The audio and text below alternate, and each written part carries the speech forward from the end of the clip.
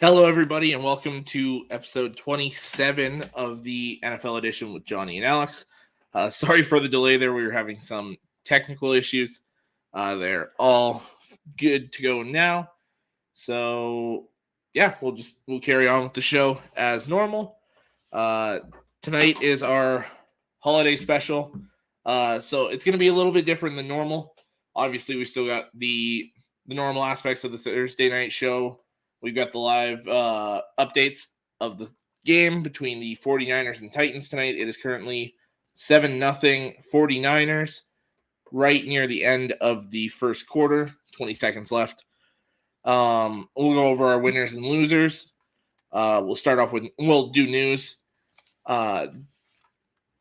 There's the difference for the holiday show compared to the regular show is we're going to go through sort of, I like to call it the Bucs Report family. We're getting various Bucs Report hosts and regular guests are going to pop in.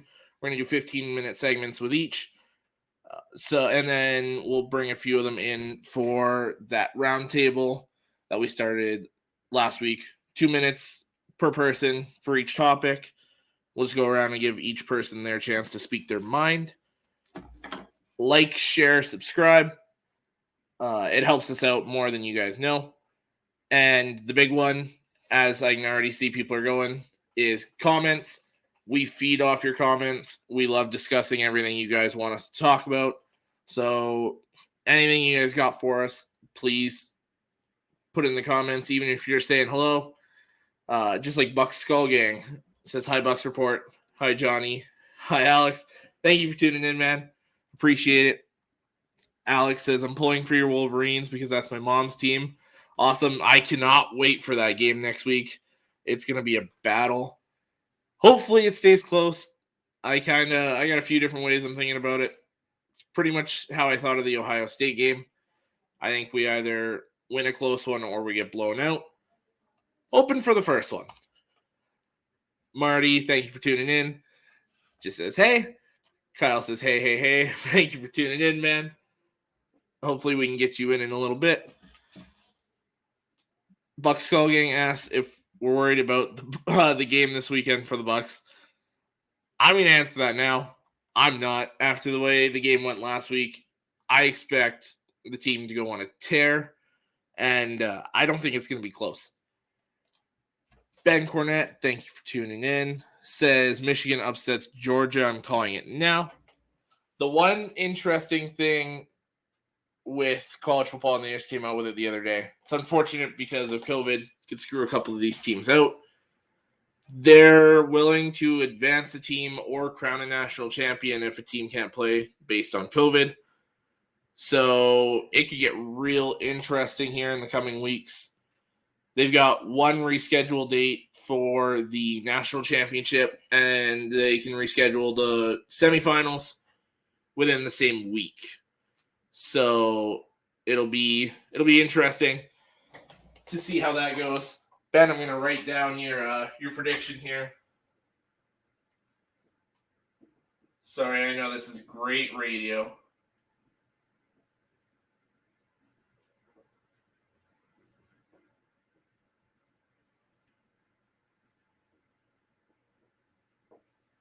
All right. Jim says because of COVID, Bucs could remain defending champs without winning this year's Super Bowl.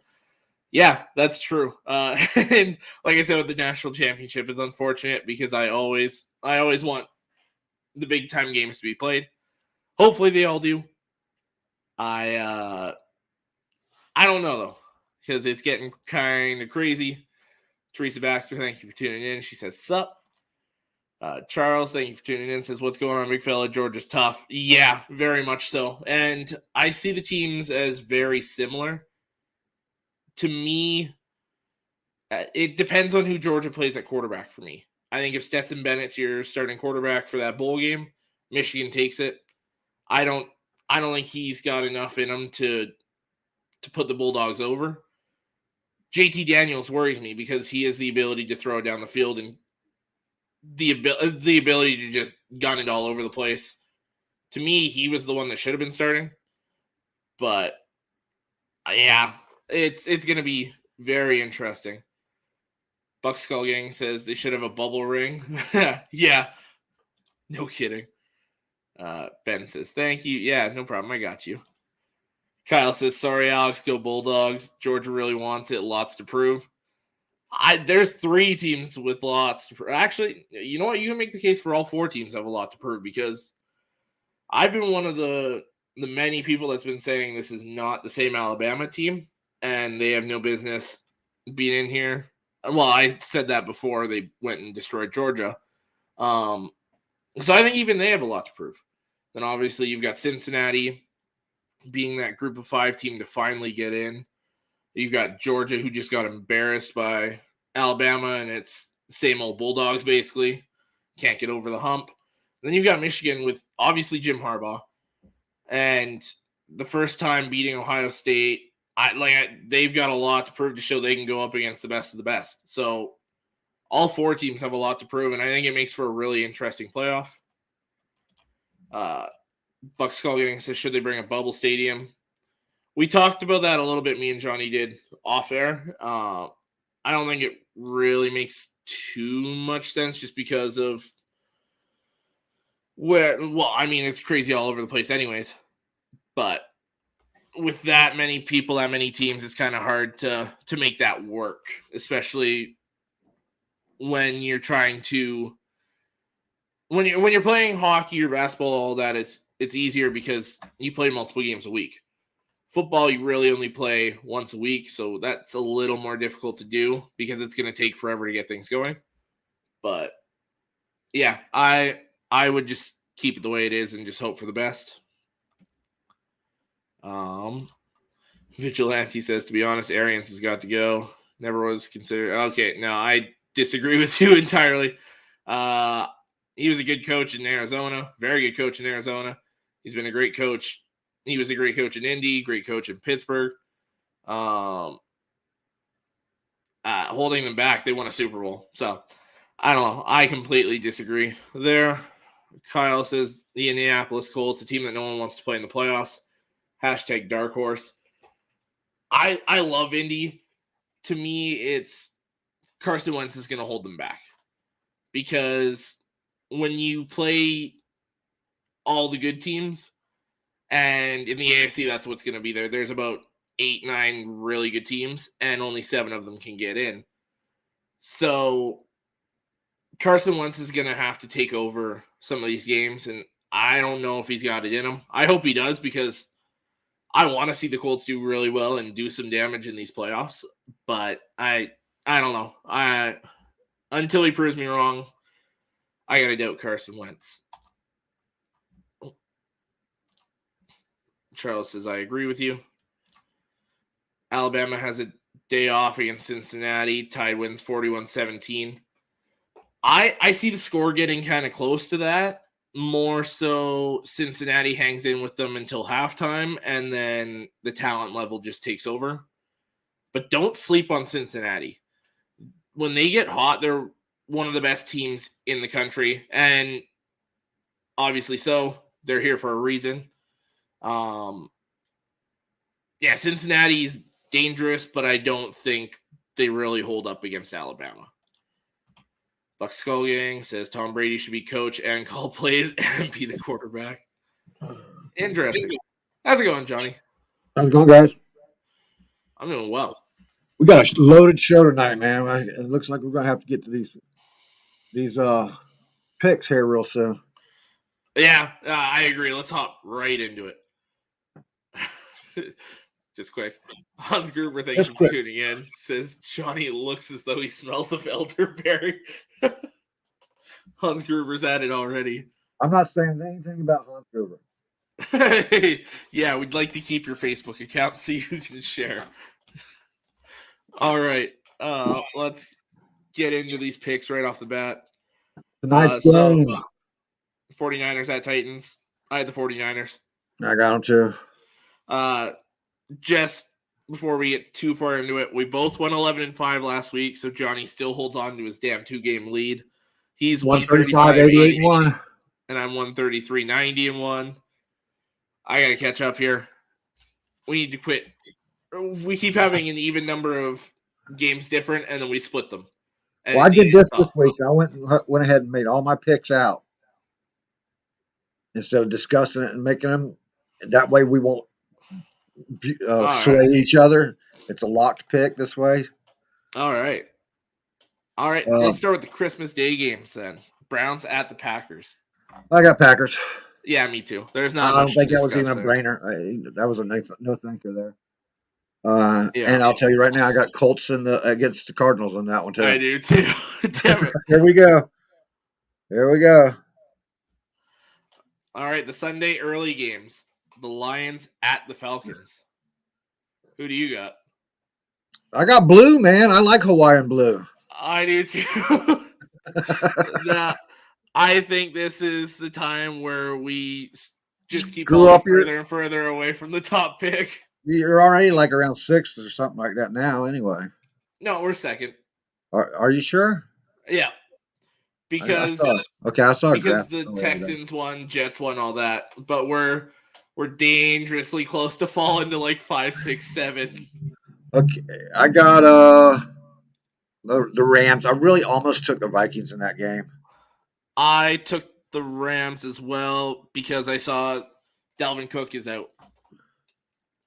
He's on the COVID list, so Jags and Jets. I just flipped a coin and I picked the Jets. So I honest to God, that's how I picked that game right there.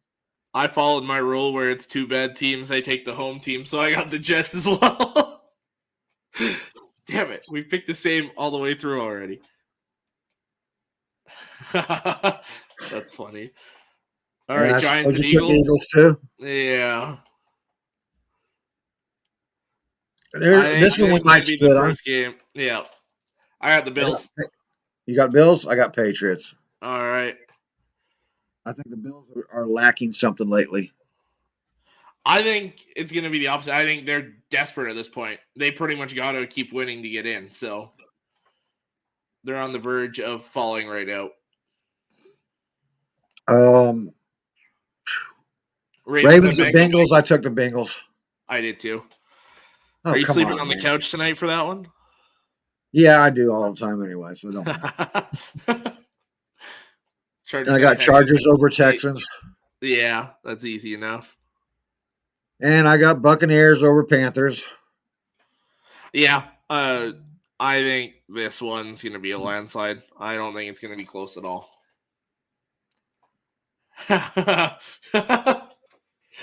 Oh God, Ben. Oh, okay. Bears at Seahawks. Now, neither team's been playing very well, but Seahawks seem to have a resurgence, so I took Seahawks on that one. I did too. Damn it. I forget somebody. Nope. You got all the games so far. Oh, no. I forgot the dude. What? Nothing. He sent me a message. Oh, okay. Broncos at the Raiders. I got the Broncos in this one. I took the Raiders have been looking like absolute garbage. They can't beat their way out of a wet paper bag, dude. I still think that Drew Lock is going to throw 2 or 3 picks and cost them this game. Could be.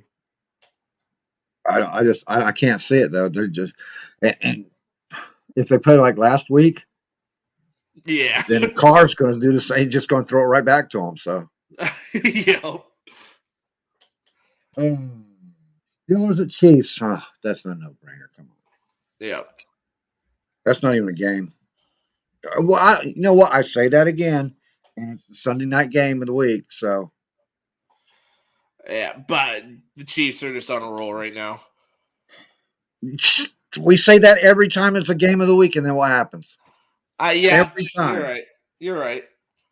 Washington at Cowboys. I got the Cowboys in this one. Yeah, me too. I don't even know who's playing for Washington anymore. Taylor Heineke is back. Is he back? All right. Dolphins at Saints. I wanted to so bad to take the Dolphins in this game. I couldn't. And I do think they might win this game. I'll tell you why the Dolphins are winning this game. They got Ian Book starting with the That's Saints. why Ian Book is going to start. But then again, he's never started a game in his life. And you know what happens with a fresh starter out there that nobody's got tape on? Yeah, I know. But like I said with the Bills, the Dolphins are desperate. They're in win now mode, so they've got to pretty much win out to get in as well. So I think they're going to take advantage of the third string quarterback and get this game. How many have they won in a row now? 7? 7 or 8. I really think Ramona will get to it before I will, but I really wanted to take the Dolphins, and I might just do it just because you took the Saints too. No, I took the Dolphins. Oh, did you? Yeah. Why are we discussing this then? I don't know. So you did take the Saints? Yeah. All right. So that is. We got 2 split. We got 3, I think. Yeah, 3. Where? Bills, Patriots. Oh, yeah, that one. That was the second one, I thought. Oh, yeah, the Raiders. You have faith in the Raiders? I have a lack of faith in Drew Lock. I got faith in their defense and their running game. Fair. I can see that, Ramona. That's kind of where I'm at. I got the Dolphins in a close one. 1, 2, 3, 4, 5, 6. Yeah, 6 in a row. Oh, Ramona. And I want to wish happy holidays to everybody watching us tonight. Yes, absolutely. This is our holiday show. So we've got a lot of guests lined up tonight. We got David White Carver and Rick Hughes coming up here in a couple minutes. They should be here about 9:15. And then we got Ray Kennedy, who is supposed to be here around 9:30. It's going to be an exciting show, I hope. I hope these guys bring it. The guys at Buck Wild, that's Matt Colson and Teresa Baxter and they'll bring it for sure. Yeah, they'll bring it. For sure. They always do. And then we've got fan of the show, Mr. Ben Cornett. I sure don't curse us like that, Jim.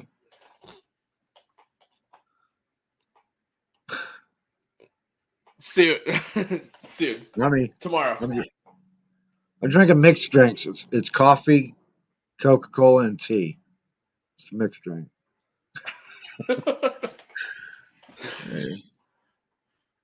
All right. Where'd Kyle go? There he is. So, what was? I didn't hear your news breaks earlier.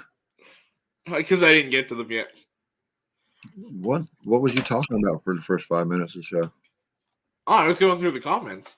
Oh. The comments were popping off, so I went after them. I will go through the news topics here. Well, let me say one thing to everybody in the NFL, especially one group of people in the NFL. That didn't work so well with Hans's comment in the way. There we go. Now, all you quarterbacks, just pay attention to that, and we'll all be good. All right. Should I go through the news topics? Sure. Okay. So starting off with some Bucs news. I'm sure most of you know this already.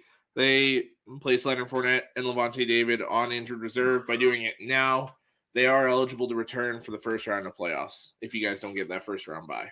I want to answer his question. Buck Skull, I'm never against resting my starters, but in this case, I think they are basically resting the 3 that got hurt last week. Yeah. That's about all the resting you're going to see because they have to win out now. Yep. There's a lot on the line. You go from 1st seed to 4th seed like that. So I don't think you want to play Well, the Rams might get one of those top 4 seeds at this point. But that's a possibility, yeah. I don't think you want to play either the Rams or the Cardinals first round, whoever gets that 5th seed. If the Cardinals are fully healthy, that is. Speaking of the Rams, Cam Akers tore his Achilles at the end of July, right at the start, or a couple days before training camp. He was taken off IR today. So he's got a couple weeks here to get healthy, get into playing shape, and my guess is they probably won't play him until the playoffs. But that's a huge get for the Rams. A piece of news for the game tonight, A.J. Brown was taken off IR. He is active tonight. Dalvin Cook, as I said earlier, was placed on the COVID list. He's out versus the Rams. As we already said as well, the Saints are starting Ian Book because Taysom Hill and Trevor Siemian are both on the COVID list. As I also said earlier, the Washington football team activated Taylor Heineke ahead of the Sunday night football game versus the Cowboys. Marty, we're in the 3rd seed. We're not in the 2nd seed. Yeah. The Pro Bowl rosters got revealed. There was a lot of snubs on that, I felt. We might get into that later. And then the other topic I brought up, or put on the news, was Brady wanting to talk to the competition committee in the offseason about taking out these knee shots. I think there's going to be a representative from every team doing that. Yep, I agree. Although my one question is, are we just putting the game more towards offense then? Because you're giving defenders a very small window they can hit. If they can't hit around the knees and they can't hit around the head, it's a very small window that they're. Well, that's a target window anyway. Above the knees to your neck. That's your target window anyway. When you're on a tackling dummy, that's how you practice. But they've started to go low because when you do that, receivers tend to duck down or dive for the catch or whatever, and you're hitting them in the head. So they started going low. Well, then I understand. They have a rule. The same rule that protects the head is also against the receivers and running backs lowering the head before impact also. But it rarely gets called. They'll start calling it more then.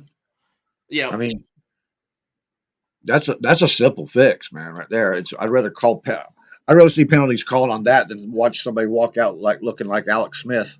You know what I mean? Yeah. Oh, no, I absolutely agree. And that's where I was headed with that point is we got to start calling the penalties that are meant for both sides have to start being called both sides. Right. I'm not going to start that. I might start that. I don't know. But I remembered Brett Favre game, and it looked real similar, didn't it? Yep. I can't get it out of my head. I try to be unbiased as I can be, and I never ever cry penalties because there's always penalties on both sides. I don't care. If one team's getting more penalties, they're probably getting caught too easy. Yeah. But that game looked a lot like the Brett Favre game. Yeah. Marty says, don't the Cowboys and Bucs have the same record and we have the tiebreaker after we beat them opening night?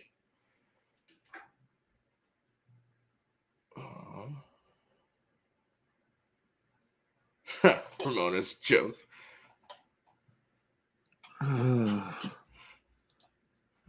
Ramona says, what's the difference between Tiger Woods and Santa? Santa was smart enough to stop at 3 hoes. Yeah. I'd like you guys in chat to look back in your memory there and give us your favorite plays of the year, the favorite thing, whatever it was, whatever happened in a game this year that you loved the most. Yeah. We'll have a walk down memory lane here. Yeah. And here in a few minutes, I believe Rick Hughes should be showing up. There he is. Right on cue. All right. Hey, Rick. Hey, David. Oh, hey, what's up, Johnny and Alex? Who's that? How are we doing, guys? You should have locked your doors. You let that guy in. The only one that dressed up for Christmas. Look. How's it going, Rick? Excellent. Merry Christmas. Merry Christmas to you guys. too. Merry Christmas, both of you, and everyone listening and beyond.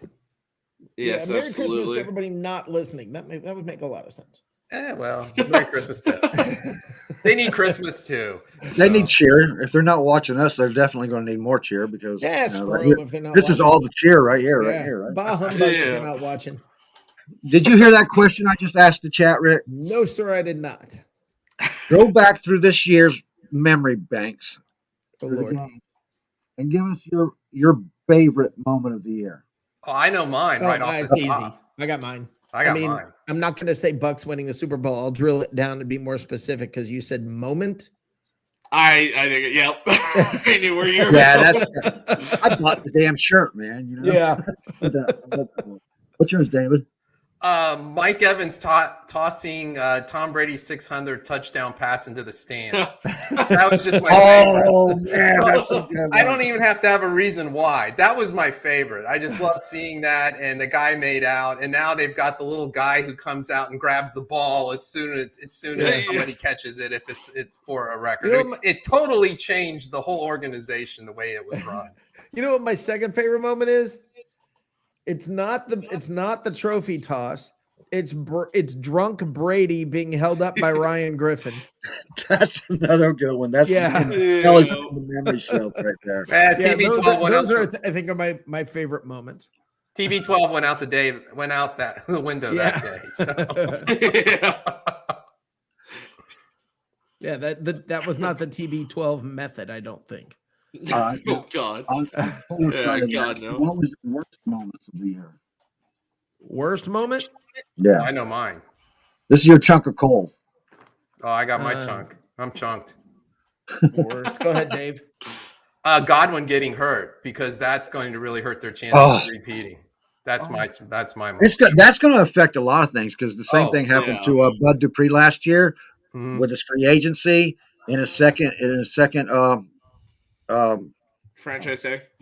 Yeah, franchise tag. Yeah. Oh yeah. And Bud Dupree ended up having to go somewhere else, and they didn't really want to let him go. You know. Tell you who needs cheer is Godwin's agent. He needs some serious cheer this holiday season. Oh boy, that he does. You know, I'm gonna throw out the night I got drunk on my show on purpose and say that was not my least favorite moment. I'm not gonna say it was the worst moment because it was kind of fun. That was a great show. That was fun. What are your best? That was the most memorable moment of the year. Yeah, that was fun. Show, man, that was awesome. crazy. You don't remember it, but it was great. I'm not sure if it was a bad moment or not. Worst I think you balanced that pretty well. What's that? What's that? I said I think you balanced that seesaw between good and bad pretty well. Yeah. I don't know. Worst moment of the year. That's tough because it's been, as a Bucs fan, it's been an excellent year. I'm trying to think if there's some moment in sports. I mean, this is a horrible thing for me to say if I forgot this, but did someone pass away that we weren't expecting? Was there something about the year that was just like, oh, that was just awful? And I mean, there was Demaryius Thomas. Oh yeah. Yeah. Vincent Jackson. Yeah. Yeah. Vincent Jackson. That's probably, that might be it. Worst moment of the year. Pretty close to the Saints game. That is pretty close. Yeah. Which one? All of Just pick one. Pick one. Anyone. Yeah. That was pretty bad. I got 9 of them to pick from, by the way. Anyway. Yeah. Go back. Jeez. I think for me, my worst moment's clearly that Justin Tucker record-breaking field goal. Oh, that killed you guys, didn't it? You're a Lion. Come on now. As a Lions fan, really, was that really a horrible moment, or was that just like, yeah, okay, it's another game? No, to me, that was the worst moment because that was the one time I doubted Justin Tucker. I saw him walk out there doubt playing a Justin 68-yard Tucker, field goal, man. and I turned to my dad. I was like, "We've got this. There's no way he hits that." And then it hit the crossbar, and I was like, "See, like just short, and then it rolls over. It's just like, damn it. You gotta be kidding. Yeah. That's a you gotta be kidding moment. I mean, if they'd have said 75 yards, I still would have been telling Tracy, "Oh, this game's over." oh yeah, he's gonna hit it. It's Detroit. It wouldn't matter. Yeah. I mean, it's. I gotta say, the Lions. I can't say I don't. Look, I have a love for them. I have a love for them. Just in the sense that, the Bucs were lovable losers for so long. And the Lions, they've never. I'm not trying to rub salt in a wound here. I'm sorry, Alex. You're not telling me anything I don't know. Yeah, but it's holy cow, man! They've never felt the up that we as Bucs fans have felt, and that's wow. You gotta go back to Bobby Lane, and that's a while. That's even before me. That's a long time. I don't think I can go back to Bobby Lane. So I've heard about it. Right.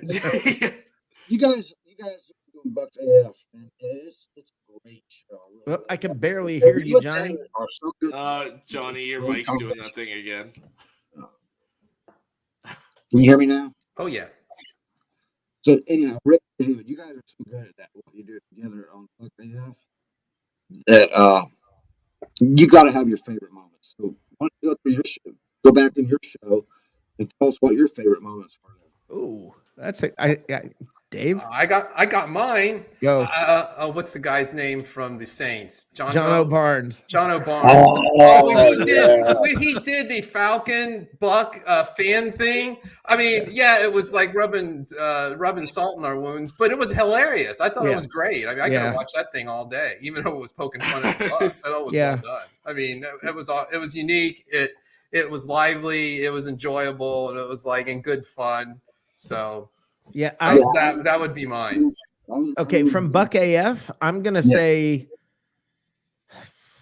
Actually, I'm gonna say Dallas when we beat Dallas, and the Dallas fans had to come back on, and when the Dallas fans, when I asked them, what is it that you hate most about the Buccaneers, and they said, you guys, it's history. Last year was history. You're so hung up on history. And I'm like, you're a freaking Cowboys fan. And you're telling me we're hung up on history? That's all you've got. Yeah. There hadn't been a lot going on in Big D in quite some time. Yeah, it's been a long time. Of any consequence. You know what I'm going to start doing is I'm going to start talking instead of Johnny. So while Johnny's lips are moving, I'm going to try and do the not working. Say whatever I want him to say. It goes in and out. It comes and goes. Yeah. Well, now it's not doing anything. It's great. I can hear you fine now. when you just sit upstairs at the screen, that's not working. Try it, Johnny. I wasn't saying anything. Yeah, I know. I know. Actually, I think my favorite moment on Bucs Report from the year was getting fired by my cat on Cheap Seats. And Andrew Faubert taking over live from the Cheap Seats. And the way that whole thing went down, the fact that it all happened live. I started the show, got fired mid-show by the cat, and Andrew took over. That to me was that was my favorite moment from Bucs Report for parts I've been involved in. That was my favorite part. Well, you take that whole adage, cats don't have owners, they have staff, and you took it to another level. Oh, well, he speak of the devil. Hey, Fuji. Great. He walks over, now he's got to poop. That's nice. One of my favorite favorite personalities on your show now is your Giants guy. Oh, he's great. Billy. He's always prepared, Oh yeah. It's like he's a Bucs fan undercover. Yeah, it's Juan Burro. It's the Jackass Giants fan. And I was so impressed when he was reading off like offensive linemen from the 76 Bucs. I didn't even know who they were. I mean, I knew Spurrier, I knew some other guys, but I think Parnell Dickinson. But when he started, he goes, "How about this guy? How about that guy?" And he goes, "Oh, it's a 76 Bucs offensive line." I'm like, I've spoken to him off the air, and he is so knowledgeable about sports history. I mean, it blows my mind how he'll pull facts out on a dime from in baseball or whatever. He's pulling this just random things out, and I'm like, holy crap! How in the world did well, you he's know dealing with that? his kids over broccoli with dinner all at the same time. He does it all. That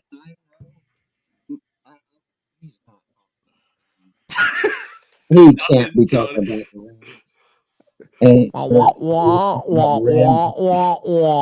It's the Charlie Brown special. I can't tell. I thought it was because you got closer, but sometimes it just happens. I don't know. Okay. We'll just talk to Alex. I Merry accidentally Christmas, kicked Alex. Johnny off his own show. Merry Christmas to you too. Yeah. Bye, Johnny. Yeah. Wow. All right. Okay, so you got the M. I heard a little bit. You got Michigan going. So what's their chances? Take off your Michigan hat for a moment. No, don't take it off. I was like, there's a disaster. To me, it all depends on who the Georgia quarterback is. If Stetson Bennett's the starting quarterback, I think Michigan wins a close one. I think if JT Daniels goes in and is able to throw the ball all over the field like he can, I think we get blown out, if I'm being honest. It's tough to come in a situation like that. I mean, I still think Michigan's got a pretty good chance either way. But Dave, you know what show you're on? What? Yeah, no, that's what started this conversation. Just, it's tough to come into a situation like that. You got to watch that, David. No. That's how this whole thing got started. Was that hat? And we got the dude lurking around somewhere. So. Yeah. Yeah. Yeah. So, what? I can't read lips very good anymore, apparently. Sorry. This is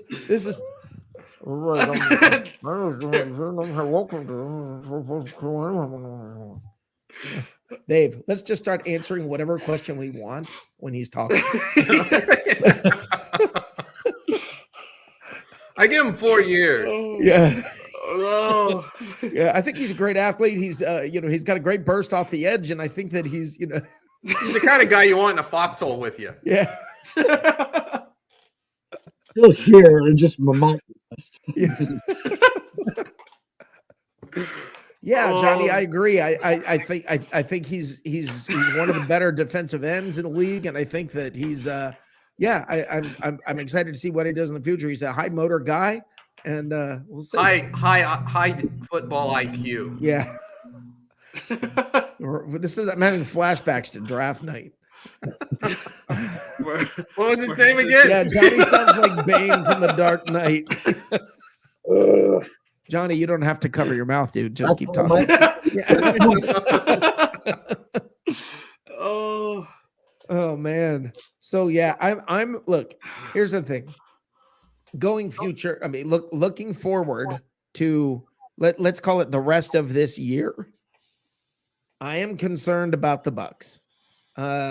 Look, y'all, if you've been a Bucs fan for any length of time, you'll remember the year that the Bucs had 4 games left and needed 1 win to go to the playoffs.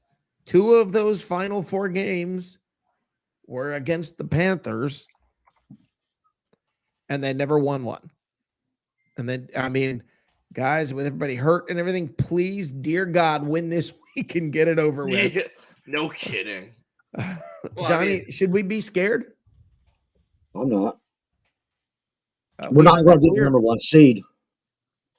Oh, we're not going to get the number 1. No. We're not getting the number 1 seed. Will we? I mean, what are the chances of number 2? I think you win 1 or 2 more games. You're going to trip up. Yeah. The Rams got to trip up too. Yeah, No, we're not behind the Rams. We're in front of the Rams. No, but if the Rams we're win out, they're going to win that division. No, we're in 3rd. Yeah, but the Rams are in 5th right now because they're 2nd in the division. but they could win that division, and then they'd have the win over you guys. It's Green Bay, Without and then the- the Cardinals, and us. That's right. Without DeAndre Hopkins, I think the Cards are through as far as competing at a high level in the playoffs. Yeah, I Cards are done. I think the Rams will take that division. Cards will lose this week, and the odd question is, I mean, they could end up, they really could end up barely making it. The Cardinals, yeah. I mean, it's terrifying. What about the AFC? The AFC is a fun thing to watch. It is. Heck? It is. Oh, What's with the AFC North? The AFC North is crazy. I mean, Cleveland wins, they're in first. They lose, they're in last. Yeah, if you don't get a first down, you go to last place. I mean, what just happened? Right. A first down makes that kind of a difference. Yeah, it's razor thin. It'll be interesting to see. Yeah. What's going on in the NFL game, Johnny? Oh, I don't know. I'm not watching it. Yeah, I'm not either. I don't even know. I forgot that. I just saw there was an AJ Brown catch. Now that I can see the score, it's 10-0 49ers, a minute 27 left in the first half. Okay. I totally even Tennessee. forgot there was a game tonight. I was wrapping guaranteed to lose. I picked a game because Johnny, I've been working all day, man. I got off at 8 o'clock. I came home. I have to leave at 5 a.m. to Atlanta, and I haven't wrapped any presents yet. So from the time I walked in the door to the time I came on here, I'm frantically wrapping presents. Wait, what's this wrapping presents deal? You don't do gift bags, or just have it delivered, or I don't understand this gift wrap thing. Just throw it at them and just be like "Merry Christmas." Like, no, I wrap them. This is the 2020s, man. You get them a gift card and say, "Here." Yeah, digital one at that, so they can load it right to Amazon. I mean, come on. Yeah, that sucks. That sucks. Although that's what I'm doing with my nephew and his wife. We got more guests coming in, and it's been great. Let everybody know where they can find you guys. Tuesday nights at 8:30 p.m. on Buck AF, and I actually on the post game show. Dave and I are there almost every game, pretty much every game. We do our thing on the post game show and have a great time wrapping up each and every game with you guys right here on Bucs Report. Other than that, Tuesday nights at 8:30, Buck AF, me and dazzling David Whitescarver. Dave, Merry Christmas. I'm so glad you're partner right now on all of this. I'm glad you've joined the fold and you've made the show much better. Well, it's been a pleasure. I've enjoyed it. I had to really whittle down the good moments that we've come up with. We've already have so many. It's been a blast, and I'm just looking forward to more. And I hope the Bucs get healthy on offense, make a run, and hey, let's go win too. That's right. It's been great having you guys in here. Really loved your show, both of you, and you two have been great together, man. Get the ring and seal the deal there, bud. Well, it's I gotta say this. I have known this guy since first grade. Mrs. Rainey's class. Yeah. Can I say that on my? Yeah. So we if we don't have chemistry, there's a problem. So definitely got it. All right, guys. Have a great one. Hey, Merry Christmas. A great show. Enjoy it. Absolutely. And see you soon. Yep. Have a great Merry night. Christmas. Thank you guys for coming on. And we got a next guest here. Matt Clifton. How's it going, buddy? I'm here, dude. I don't know where everybody else is, but I'm here. Man, I sent the links out to them. It's early, that's why. I'm not supposed to be here for another 10 minutes. Yeah. So, but that's all right. I can be here. There's nothing. Well, I put you up because Ray Kennedy hasn't shown up yet. So Ray Kennedy's not showing up. That's bad. That means he got removed from his dumpster. They took away his tent, pulled him out of the back. Okay, before we get going, say your name, tell everybody what show you're from, blah blah blah. I'm Matt from OKC because I'm from OKC, which is Oklahoma City. To you Southern people that don't know nothing about other than Florida, I do the show Buck Wild on Saturdays at 9 Eastern, right here on the Buck Report. Every single weekend except for this one because it's Christmas. So I've got this thing going. I need to put on about 40 pounds and I could be a fat little Santa Claus running around the neighborhood. I might just do it, see if the cops call me. Put on a pair of boxers that say Rudolph, little red reindeer on the front. And just run up and down the street, jumping off roofs. That'd be crazy, wouldn't it? That would be a good time. But there's other 3 people that with me on the Buck Wild show. That would be Teresa Baxter, the Queen of Bling. You got John Superfan Blakey, who's usually there, and the big guy, AC Chill. All 3 of them are supposed to be here by 9:45, I think. And hopefully they'll show up to say something to you guys for holiday festivities. While I'm on big screen, I guess I'll go ahead and do this. I was looking at the injury report today, and I was looking at the replacements with Le'Veon Bell and all the crap we're having to do because we want to get a Super Bowl and we just getting beat. So I got this for the Buccaneers, this little song. Oh, don't you get us kicked off of here. Oh.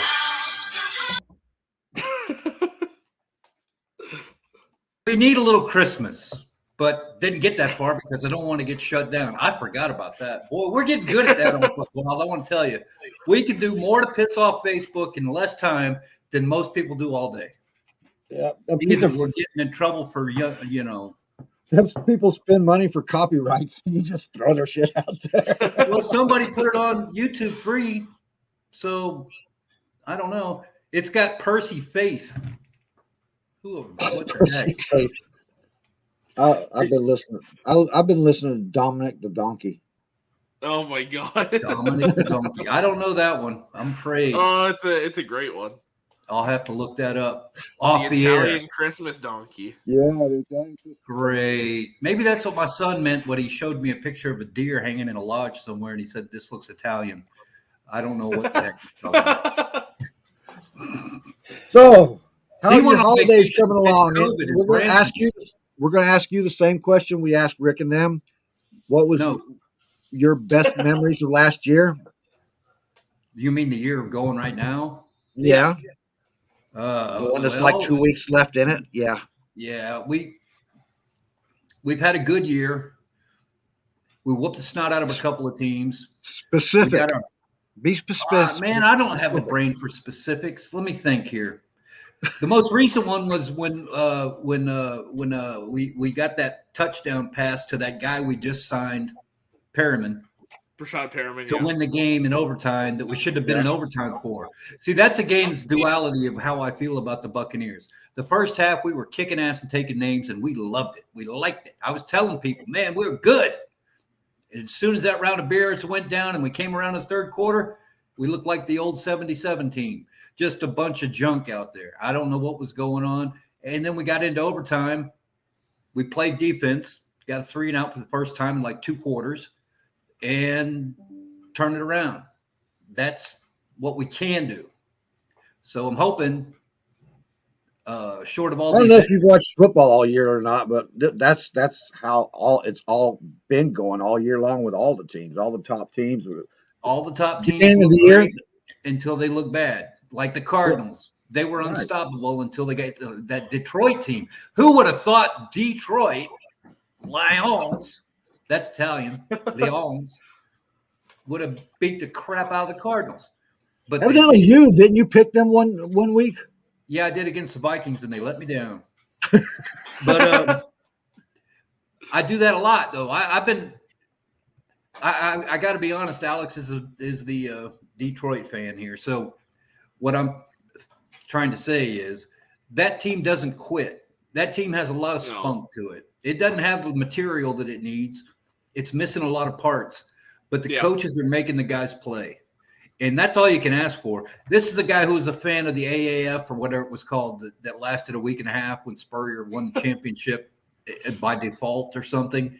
I like competitive football. And if you're going to go out there and play the game, did you watch them out there? Did you watch the Apollos? Huh? Did you watch the Apollos? They were very competitive. I can't hardly hear you, man. Here we go again. Can you hear me at all now? Yeah. But Yeah. your mic breaks up every now and again. Okay. So, The Apollos were very competitive. If you watched them, they were a good team, man. yeah. Still don't know what you're talking about.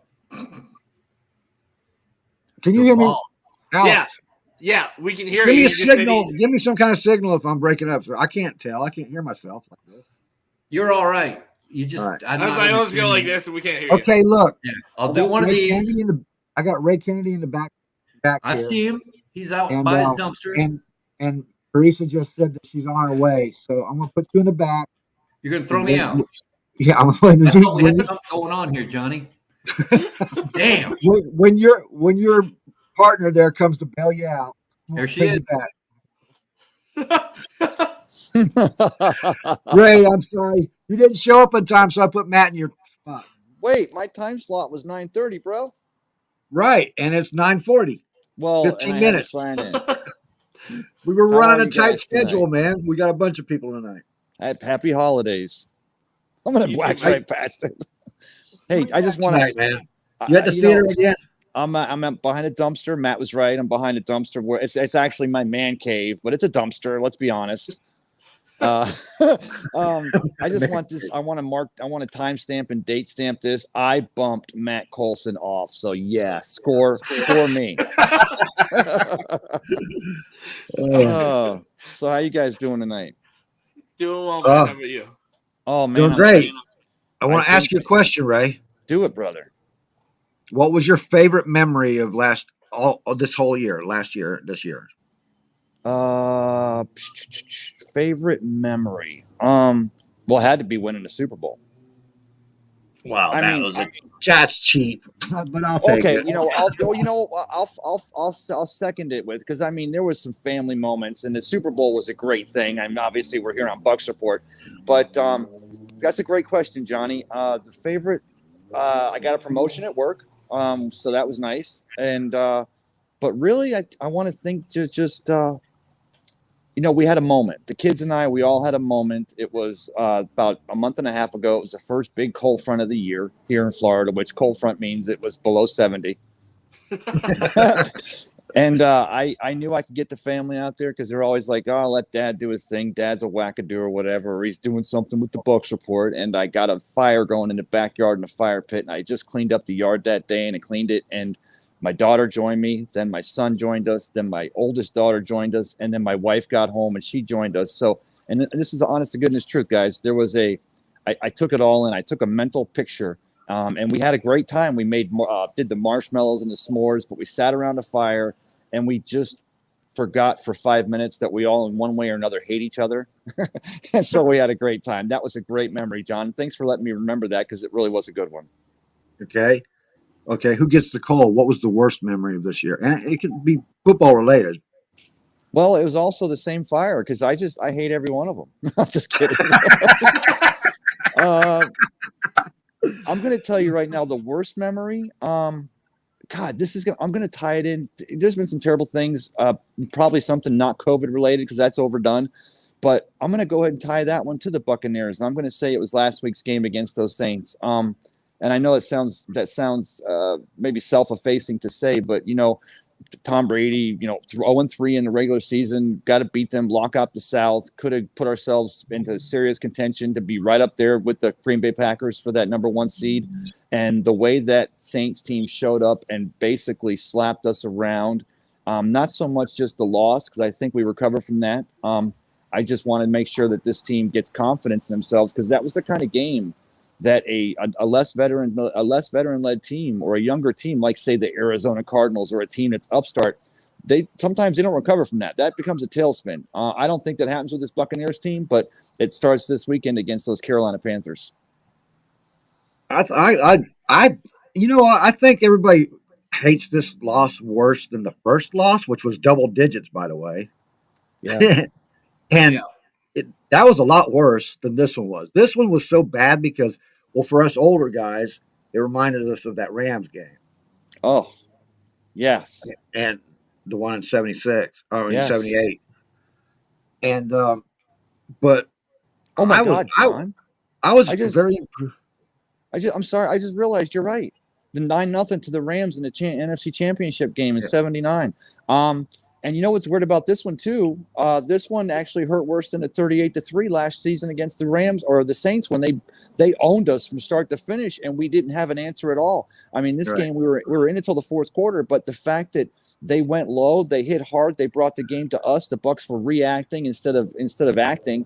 It was just like, okay, this is the first real bump. This is the first real hurdle that we've had to try and clear on our way to hopefully trying for that second consecutive Lombardi trophy. I think this team recovers, but there was a few minutes on Sunday where I was just like, has this all been a facade? I know we had the Lombardi in the case from '55 over at One Buck Place, the Advent Health Training Facility, but it's like this game right here is the kind of game where you need to check up from the neck up, because everybody needs to check themselves and make sure that they're dedicated to this proposition. Mm-hmm. Well, you got also remember, it's not just throwing a game away, because the Saints have built their team specifically to beat the Buccaneers. Yes, sir. They've done it for 20 years. It's not something that just came overnight. Yeah. It's something that it's hard to overcome that, because they are specifically built to take you on, and we're built with Brady and Light and them to take on the NFL. We're not focused specifically on this division right now. And I'm glad. It makes a big difference. And you can see that in the games that's played.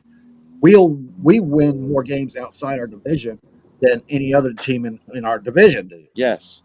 So, Johnny, I'm glad you said that, because I mean, let's take it back, Bucs fans out there. Hopefully you're joining us here. Happy holidays, and Merry Christmas, and Happy Hanukkah and Kwanzaa, and whatever you're celebrating this time of year. It's just a great time to be a Bucs fan. But they were the Saints. Dennis Allen was putting his defense together back when it was still Jameis Winston at quarterback, ironically enough, who's now a Saint, because it was still the no risk it, no biscuit system. And Jameis was going to still throw for those yards, 5,000 yards that season. Not going to mention the interceptions. Oops, I just did. But yeah, you're right, JD. They were putting this team together before Tom Brady even gets there. Then when Tom gets there, they had to double down on it. So this team, that's what divisional rivals are done. They're built to beat each other, and the Saints are built to beat us. Although, we showed them in the NFC divisional round last year that we can win one every now and then too. Every now and then, yeah. Every now and then. What's your thoughts on the rest of the season? I'm glad you asked me for my favorite Christmas present. Buccaneers. I wanted to tell you because I'm listening to this show. I'm a great job tonight, guys. Just loving the show. I'm listening to the show, and of course, I had to follow White Scarver and Rick Hughes. That's just not fair. But I want to go back and remember. Oh no, I know. But he only got half his show, so I think Reese is there and Matt's there, and I think they're waiting on Don. So Johnny, you are breaking up, but it's only when you move or when you say something specific that you are. I heard the guys were having trouble with your audio. Maybe it's your there. I can hear you now. But I remember it was 1979. My dad had a Bucs jersey. Everyone in the family had a Bucs jersey back then. I got a shirt every year. It was a Bucs shirt. It was the same old school Buccaneer, a Bucco Bruce orange with the Bucco Bruce emblem on it. But man, 1979, my dad finally got me a Ricky Bell number 42 jersey. And the thing about it is, though, you compare those jerseys from that time to remember these, JD, you and I have had this conversation, and Alex, I'm sorry, but you weren't even around back then.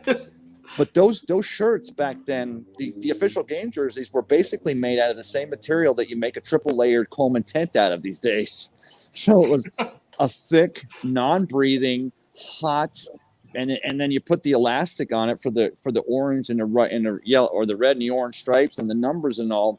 But you know what? It was a Ricky Bell official jersey. I own that thing, and I think I wore it to school every day for the first month after we went back after the Christmas break, and I didn't have a problem with it because everyone in my school voted me most likely to be a Bucs fan for life. So, well, they voted right then. Yes, sir. Tell us about your show, Ray. I've been rocking it, just loving the fact that I'm doing that pregame show now. Again, first of all, thanks for having me tonight, guys. Just loving it. Love to bring it up to Christmas memories. And Alex and Johnny, I need to get you on my show maybe. Well, there's only going to be one show between now and Christmas, but hopefully, guys, before you close out the show tonight, I want you to answer your very own questions. What was your best and your worst memory of the year? I might have missed it if you covered it earlier, but I've got the Sunday morning cup of Ray. I will tell you guys this. I don't think I'm not breaking any news here, but I have been in contact back and forth with the Buccaneers organization, and plans are in the works to maybe let me actually do Cup of Ray one Sunday morning from Buccaneer Beach over at Raymond James Stadium. Bucs fans, I tried. I emailed back and forth with Brian Ford. Of course, Brian Ford runs the whole ship over there, if you will. But I was trying to get him to let me do Cup of Ray from the pirate ship inside the stadium, but due to NFL securities and security sweeps and stuff like that, even though I would be doing it early in the morning, it just doesn't happen. But they basically told me that we could, have it outside and have some access, because that's what I love to do with that when I have them from over at the stadium. Is I'm basically just trying, Bucs fans that you've been here before, but you can't make it this year, or maybe you've never been, you're planning a trip down here. I'm just trying to give them, I want you to taste it. I want you to feel what it's like to be, boots on the ground here in Tampa Bay. But then I'm also, Johnny, covering the Bucs with the pregame show with Jim Williams from Sports Talk Florida. And of course, we've got James Canada from Big Game Sports Buzz. Last week we had, who else did we have? We didn't have Bill Bender from Sporting News. We're going to get him on there. But we also had a couple of guys. I won't go into it because I know you guys are short on time here, and you got more guests. You say you're going to have Ben Cornett on here tonight? Yes, sir. Mr. Ben Cornett himself. I got to get in here. The legend. The number one in your hearts and number one in your hearts. But Ben's always there, provides some of the best comments for all the shows. I love the inside knowledge Ben's. I love when Ben goes live, and I don't know why we haven't gotten Ben on Bucs Report. That cat should probably be working to have his own show by now. But also with Matt Colson and Teresa Baxter coming up, not the miscreants. Well, they are miscreants, but they're not. That's not the name of the show anymore. But basically, that's it. So I own Sundays until the game's over. At that point, Dave Weisgarver and Rick Hughes take over with the post-game show, and they're just locking it down. So check us out, and hit the like button right now for this show so people can continue following Bucs Report, because we got you covered from start to finish here in 2021. Well, don't go nowhere just yet, because I ain't done with you. That's what she said. I want to know, since you've been doing your shows, you don't have to break your balls or go back 10 years. Since you've been doing your shows, what's the best show you feel you've had, and what's the worst? I've had some great shows, but one of the best experiences I ever had, Johnny, you were a direct part of it. It was the Sunday morning where I was going to go over to Lake Seminole and do Cup of Ray. And you remember what I'm going to tell, don't you, Johnny? You know the story. Yeah, the Brady story. The Winston story, but the Brady story. Oh, that one, Winston. yeah. Johnny calls me at 8:15 in the morning. He says, "What's up, bud?" And those of you who know Johnny, that's how he talks. "What's up, bud?" I said, "No, nothing, Johnny." I said, "I'm getting ready to go do my live at 9:00. Johnny said, "Do you want to go a little bit early?" I said, "Well, me, I guess. I'm always open for it. Why? You know me, I'm up for anything." He said, and then you broke it to me, JD. You're the first person in Tampa Bay that I even know that knew this. You told me that Jameis Winston's camp and the Saints organization had agreed in principle on a 1-year contract for Jameis to go and play for the Saints. And so I was like, I couldn't get on fast enough. Ran over to the park, got on. 7,000 live views.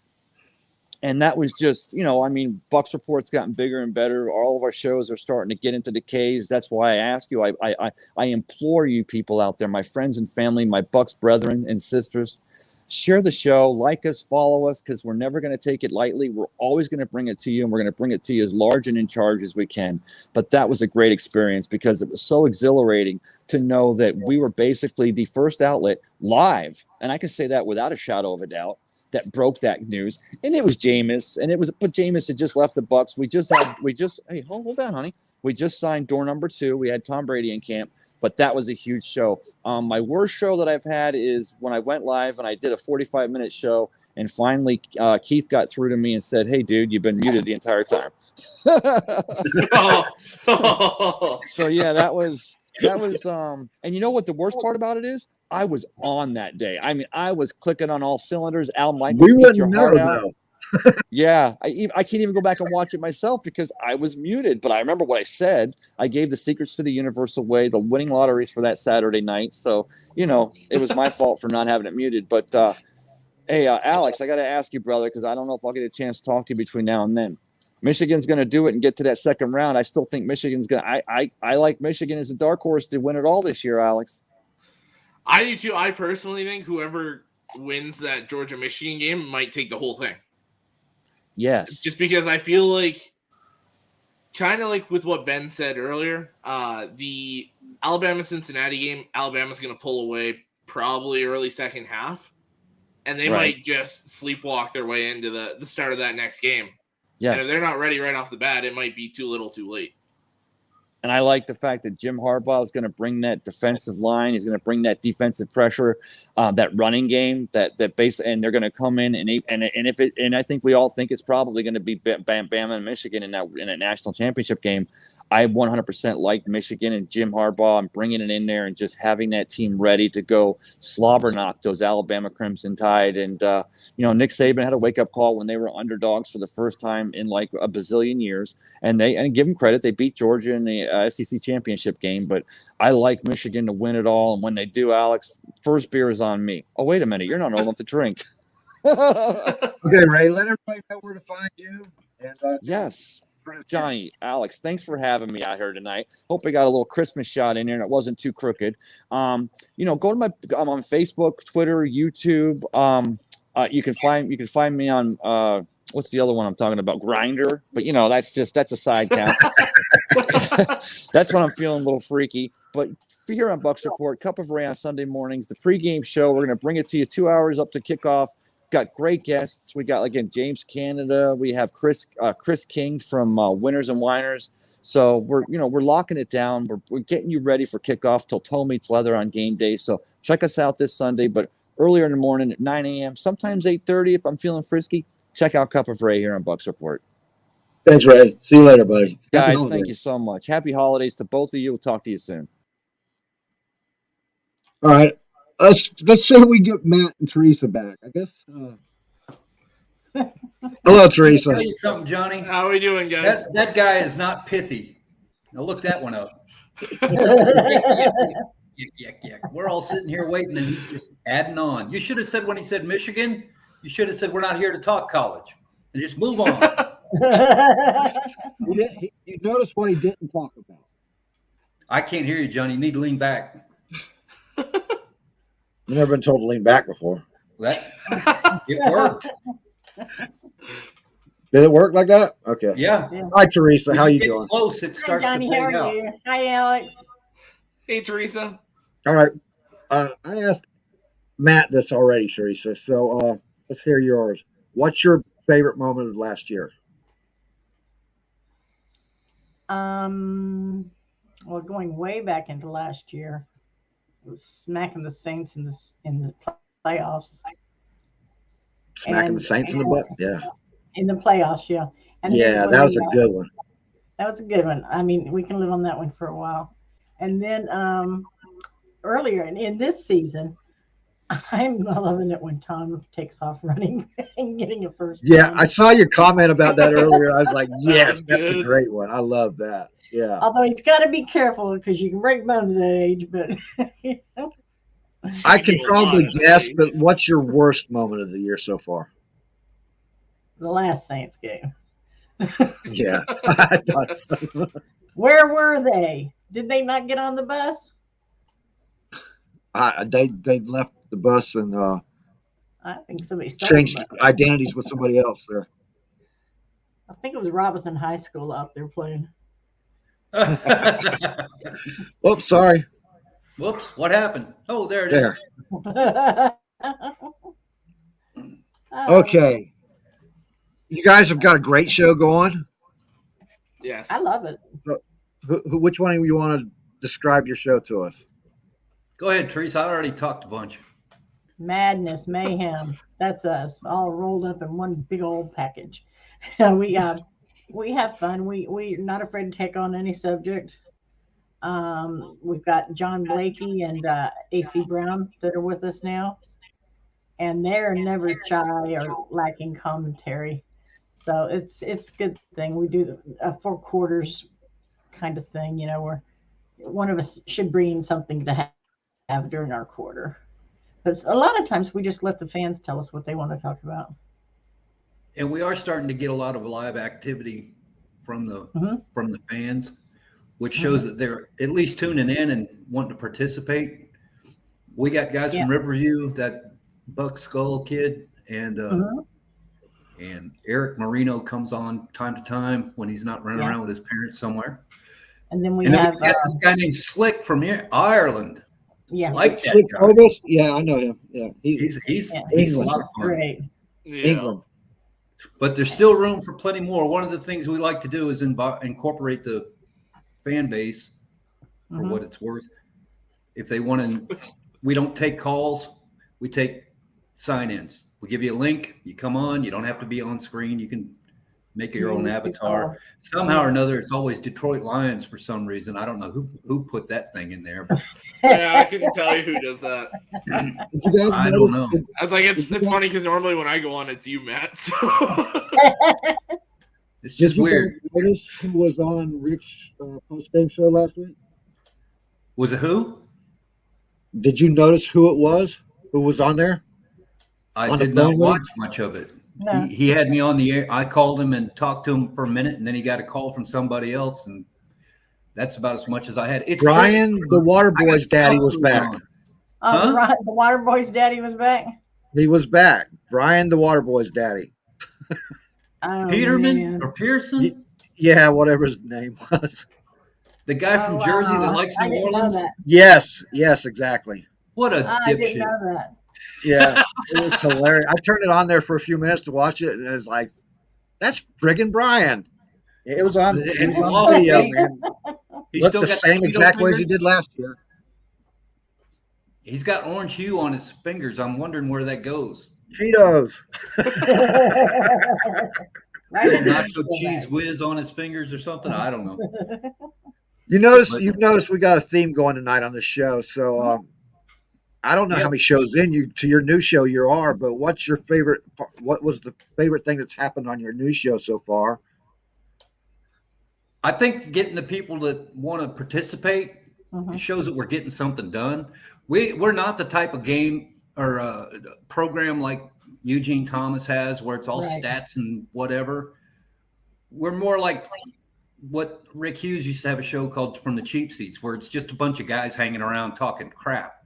Yeah, you're talking how you feel, what you're seeing, you know. Yeah, like and it's real. It's not. I mean, we can talk stats, we can talk about all that, but like Teresa said, we're kind of fan base. So whenever the comments come in, whatever they want to discuss, we like to try to put things to it and watch it grow. The addition of John Blakey, the super fan, and AC has been pretty good. And we've only been doing it for, I think, a month. How many? About? Yeah, right? something like that. So next year is going to be when we really kick into it, because your next question is, what's the worst episode we ever did? It was the last one. Everything that could go wrong went wrong. Everything. I mean, the only thing that worked right was the lighting on my desk here. That's it. Everything else went to crap. We had a guest who couldn't hear us. We violated trademarks. We got pulled off. Oh, that's the show. Yeah, we had a blast. We screwed it up royally. And you know what? We did. We lived through it to tell it. And then, And the boss didn't take me out and shoot me or anything, so that's a good thing. You're still with us. It was. I was It was. wondering if It that was might have on me. happened. Where did Huh? John go? I didn't see John tonight. I sent him the link and stuff. I haven't seen him. I Well, don't know. he's probably got family or something coming on. Or Yeah, whatever. probably. It is Christmas week, for crying out Yeah. loud. Is his boy with him? His boy might be with him now, right? Oh well, he might. They don't live with him, but they come around every now and then. So I Right. don't know what the regularity is on that. Yeah, he was there Thanksgiving. We had to let him have time on Thanksgiving for that. But anyway, Matt, Jim says don't overrate your lighting. don't overrate my lighting. I'm not sure how to take that, Jim. I bought this stupid little thing for like $10 or whatever from Amazon, and it got here quicker than most everything else I've ordered from Amazon. So I think they make them right here in Oklahoma City in a sweatshop at the bottom of a basement in a 3-story building. Probably. You know, the funniest thing last week's show was, the funniest thing is Matt's kitten kept meowing at the top of his lungs. You notice he's not making any noise tonight. I know. What'd you do? Benadryl? He and I had a discussion. I don't know if you can see this or not. Let's see. Oh, The bastard bit me. See that? Doesn't seem like much of a discussion. He got up on the counter in the kitchen. Sign language, right? Dude, I'm gonna tell you what. I've never dropped a cat so hard in my life. He actually bit me. It wasn't one of them. A lot of times cats will bite you and stop. Yeah. Playing. Right? Yeah. This one went into the meat, and I was hanging off. He was hanging off my finger. So when he let go, I got tile floors in the kitchen here. It was doink right off the tile floors, and he hadn't had another one of those asthma attacks where he's just ever since. He comes out at about 11 o'clock to eat, and I don't hear from him anymore. I think we've reached an agreement. You bite me. Well, he's not hanging in there, baby. Yeah, that was crazy. But Oh, Lord. yeah, I don't know if I'm going to keep him because he's kind of wild. Most cats don't bite like that. But if he comes around, he's But he's living a little large. I kid. mean, he's got food every day. He's got water every day. Yeah. He's got a place to do his things, and he can sleep if he wants to. I don't care. But don't bite me. You get one of those, and then after that, it's out the door. Teresa, do you have a prediction for the week? Do I? This week? I'm lucky if I get the presents wrapped and the tree together. I've got a strand of lights out on my tree. I can't figure out what it is. And it's one of those trees where the lights are built in. So my daughter convinced me to take some other lights and wrap it around. Well, that just made that bare spot look even worse. I've been messing with the tree so much. I don't have my mantle decorated, and I do not have anything wrapped. I did that with my tree last year. I had a big blank spot on that thing. I tried to cover it up. It didn't work. I've got two gnomes I'm going to put in there and make it look like they did it. There you That's go. awesome. I think these new trees that are polyester that you keep in the garage and you pop them out like an umbrella, that kind of thing that they're selling at Walmart, they're junk. I miss the old days when you went down to the little church or the Boy Scouts and stuff had the trees for sale that smelled like trees, were trees, and then everybody on the first of the year had some kind of food trap out there for a bass pit. You just throw them in the lake and let the fish live around them and stuff. You guys don't know what I'm talking about. You guys in Michigan don't have water like that. But in Florida, Michigan don't have water. Christmas tree and you throw it out the pond, and it makes a guppy pond. Anyway, I digress. I sent my kid to Branson with his grandparents for Christmas. Guess what? That's a party right there, man. He came back already? He's Branson's on his a way party. home tonight. He's got a fever of 104. Oh, Oh, no. Yeah, they're going to have him COVID tested when he gets back here. That means I won't be able to see him till Valentine's Day, I guess. So what's COVID quarantine Well, I period? think It's it's supposed to be 10 like days 20 if you're days. not vaccinated. 10 days if you're not vaccinated. Once you Well, quit he's not showing vaccinated. He's too young to be vaccinated. We're not going to go down that road. But anyway, yeah. So we need a little Christmas right this very minute. Da da da da da da da da da. It's a song. You should hear it. It's on YouTube. I love it.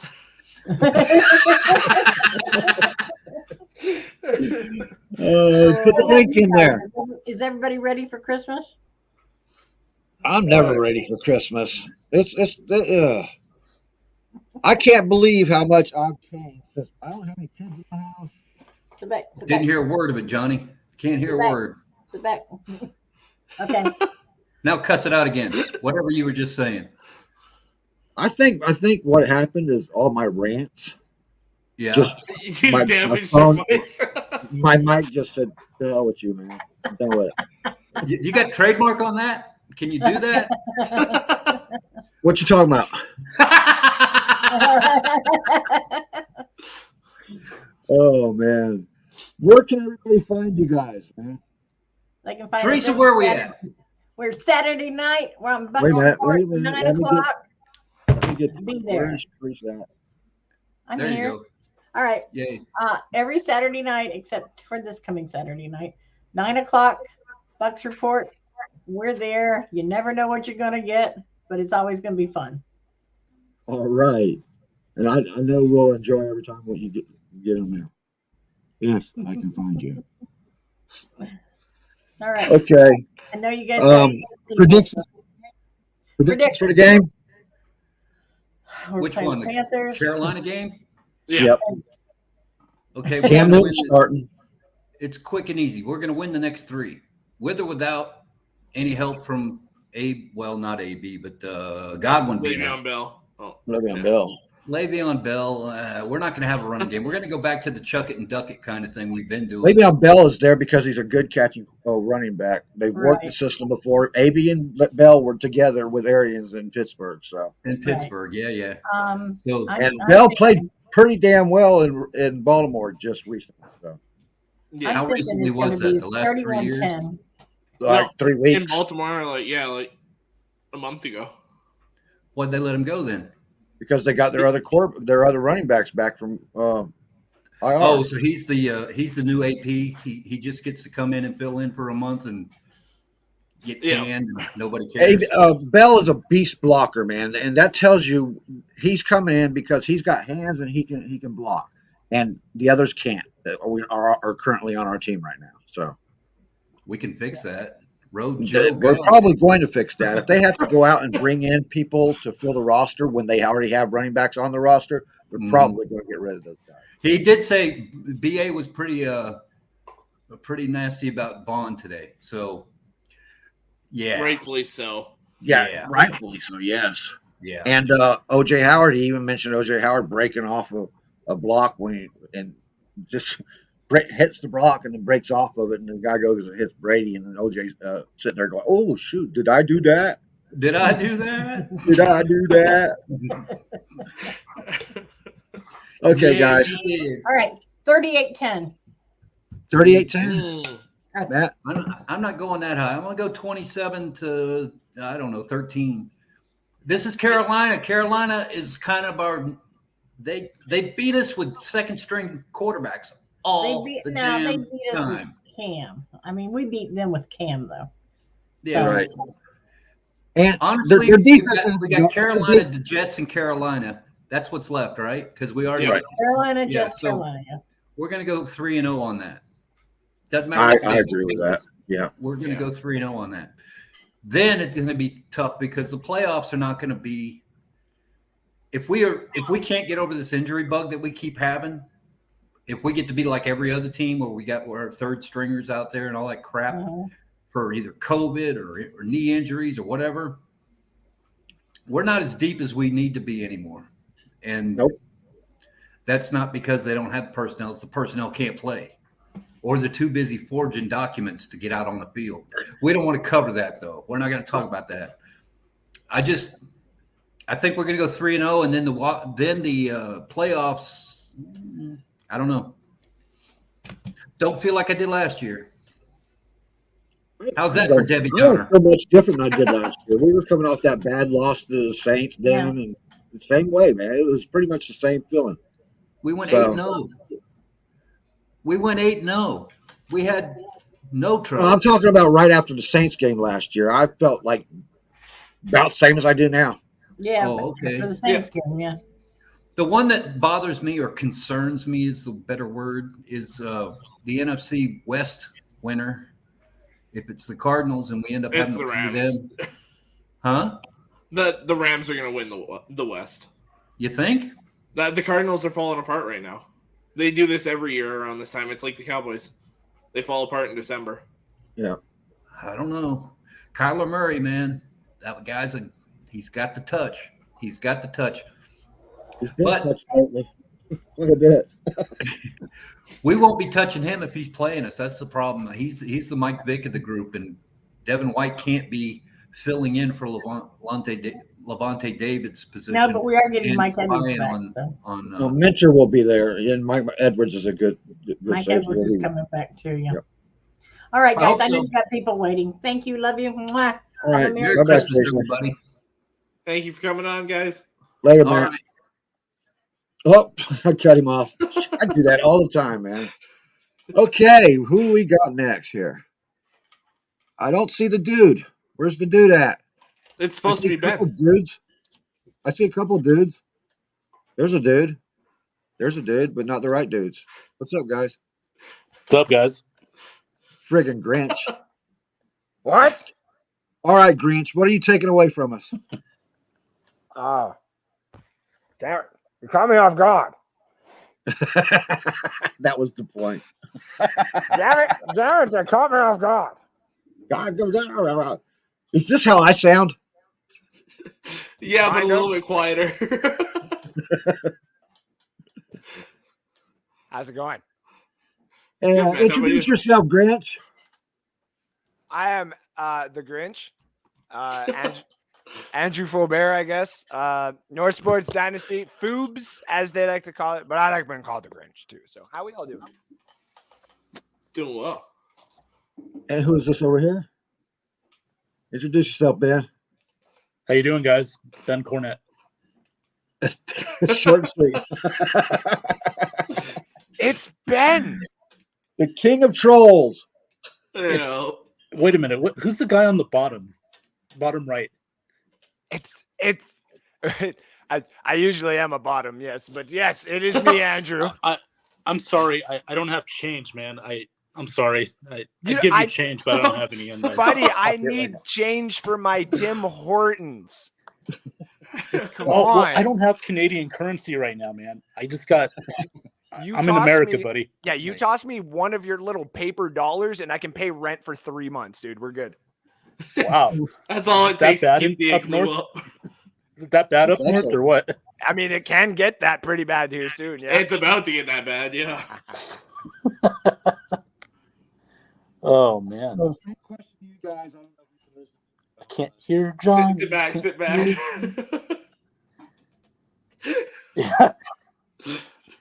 Lean back. Alex, your turn. Whoa, there you Remember go. that Alright. song, Lean Back? Yeah, That was a great song. Yeah. it was. All right, so best moment of the year for you guys. Best moment. I thought when Bruce and Jason Light got drunk at the Super Bowl party. That's awesome. I Good mean, one, man. to Good me, one. Jason Light. That's where I think he can make his best decisions drunk. Are you do. still on that? Yeah, he's improved. I told you he has, Johnny. And you know what? Cheers to Jason. Hells yeah. Okay, Andrew, your favorite moment of the year. Favorite moment of the year? Oh man. We're doing best to worst.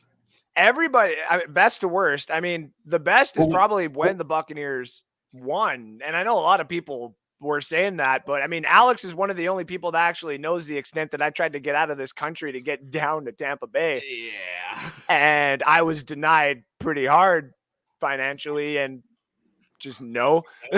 So I mean, I bawled, you know, and I always say like for 12 minutes straight, but I bawled my eyes out just on the floor right there when they won. Cause I was young when we won the first Super Bowl. I didn't really know what it meant, but I dealt with the years of oh, you're a Bucs fan. Well, yeah, I'm a Bucs fan. Now, every time I tell people I'm a Bucs fan, it's like I was a Bucs fan before the Super Bowl. They're like, sure. Like, no. I was a Buccaneers fan before we started getting good. It's And sad you have to tell people that, man. right? The worst, like my worst moment of 2021. I mean, this pandemic still sucks. Working with Alex doesn't, or not working with Alex doesn't, or sucks. But I would say my hashtag. Can I swear? Can I add to like? Yeah, we're at that point. Yeah. We're good. Oh, that's why you waited until I got oh, you sneaky son of a bitch. Oh, you son of a bitch. I love you. Yeah. When I had my whole fuck the Saints week going, and I would wake up every single morning, fuck the Saints, hashtag fuck the Saints, fuck the Aints, and we lost. You pissed them off. You know, Yeah, and I stayed quiet, and we lose 9-0. So whose fault is it? It's not. It's them. not me. Not taking blame for this anymore. Oh man. All right, Ben, what's your worst moment? Oh man, my worst moment. Oh God, it's not. I don't know. Being on the show with me, just to say it. Not Come on, having Andrew. money to give him. Come on. That's low hanging fruit. I'm not going to do that. So, Low hanging Timbits, I know. Man, I gotta be honest and say the game against Washington. You know what I mean? I never expected that to be a loss. I never did. I thought after the bye week we were all good, and then all of a sudden we lost. Yeah, that was shocking. Yeah, that maybe not the worst. It's more shocking moment, I guess. But other than that, I can't think of anything worse. You know? Oh, I'll give you one. I'll give you one real quick. Last week, I got my booster shot. Nice. Next day, oh thanks. I felt like shit. Complete shit. Fever, sweats. Didn't happen to me the first 2 shots, but the booster, ooh, that tore me apart. I was like, shit, I couldn't sleep that night. I mean, it was that I would say that's my worst personal moment. But other than that, as far as football related, Bucs related, probably the WFT game loss. yeah. All right. Ramona said, all these Buck fans up north, we created Buck fans. Ah, that's all Canada is now. We took ownership of what, Seattle and Minnesota. Fuck that. It's Tampa up here now. That's all it is. We the North, baby. Hey, Andrew, I got a question. Did Billy Bob Thornton sign that? You got Billy Bob Thornton's autograph on that Santa suit? I'm just wondering. I know. I don't want to. I love this guy. These guys, your guys' show is just so good. I don't want to ruin it, but I get the reference that he's saying, and I'm gonna get the fuck me Santa right after we're done this. So we're perfectly fine there. You want Santa to? Oh, never mind. No. I'm Santa. I'm Santa. I'm the great. You know what? No, just stay over there, please. Uh-oh, he's brought reinforcements. It's a family show. Bring the family on. Until 10 o'clock Eastern time, and then you do not want the kids to watch. It's literally like watching YTV back in the day. Beast Wars at 8 o'clock was one thing. Beast Wars at 8:30 was a completely different thing. Oh man, evidently you really haven't seen this show that much, because I start the show out with. What does that say? Yeah. Here we go. Whoa! Tell all the quarterbacks. Is that little kid Alex right there when he was younger? First time he met Johnny Dean. Yeah. Yeah. Alex has been trying to rein me in lately, man. Hey, Ray's gonna buy Alex a beer if Michigan wins it all. Did I hear that right? Yeah, that's what he said. You're too Supposedly. young. Okay, you're only 19, all right? I am not. He's 19 and a half. Come on, man. 19 and a half? Oh, okay. How old do they think you are? What have you been telling people? I've been telling people shit. You're lucky we only know each other. He told me he was 18. He was legal to work in a weed factory. You know what? I'm waiting for that Chris Hansen guy just to walk in somebody's. What are you doing, Johnny? Sit down, have a seat. I got these transcripts right here. In the comments. I wish I could do an imitation of that guy, man. I swear to God, I would. I think Andrew, I've noticed this lately about you. You know, your normal speaking voice has become walking. Oh God, no. Yeah. I've noticed that lately. I do a little pause. You know, here it's not. No, I'm growing up in the world. Hey, hi, wow, you there? Another drink, wench, please. Thank you. Hey, Andrew. Do you know Yes, what the opposite of Christopher Reeve is? Christopher Walken. No,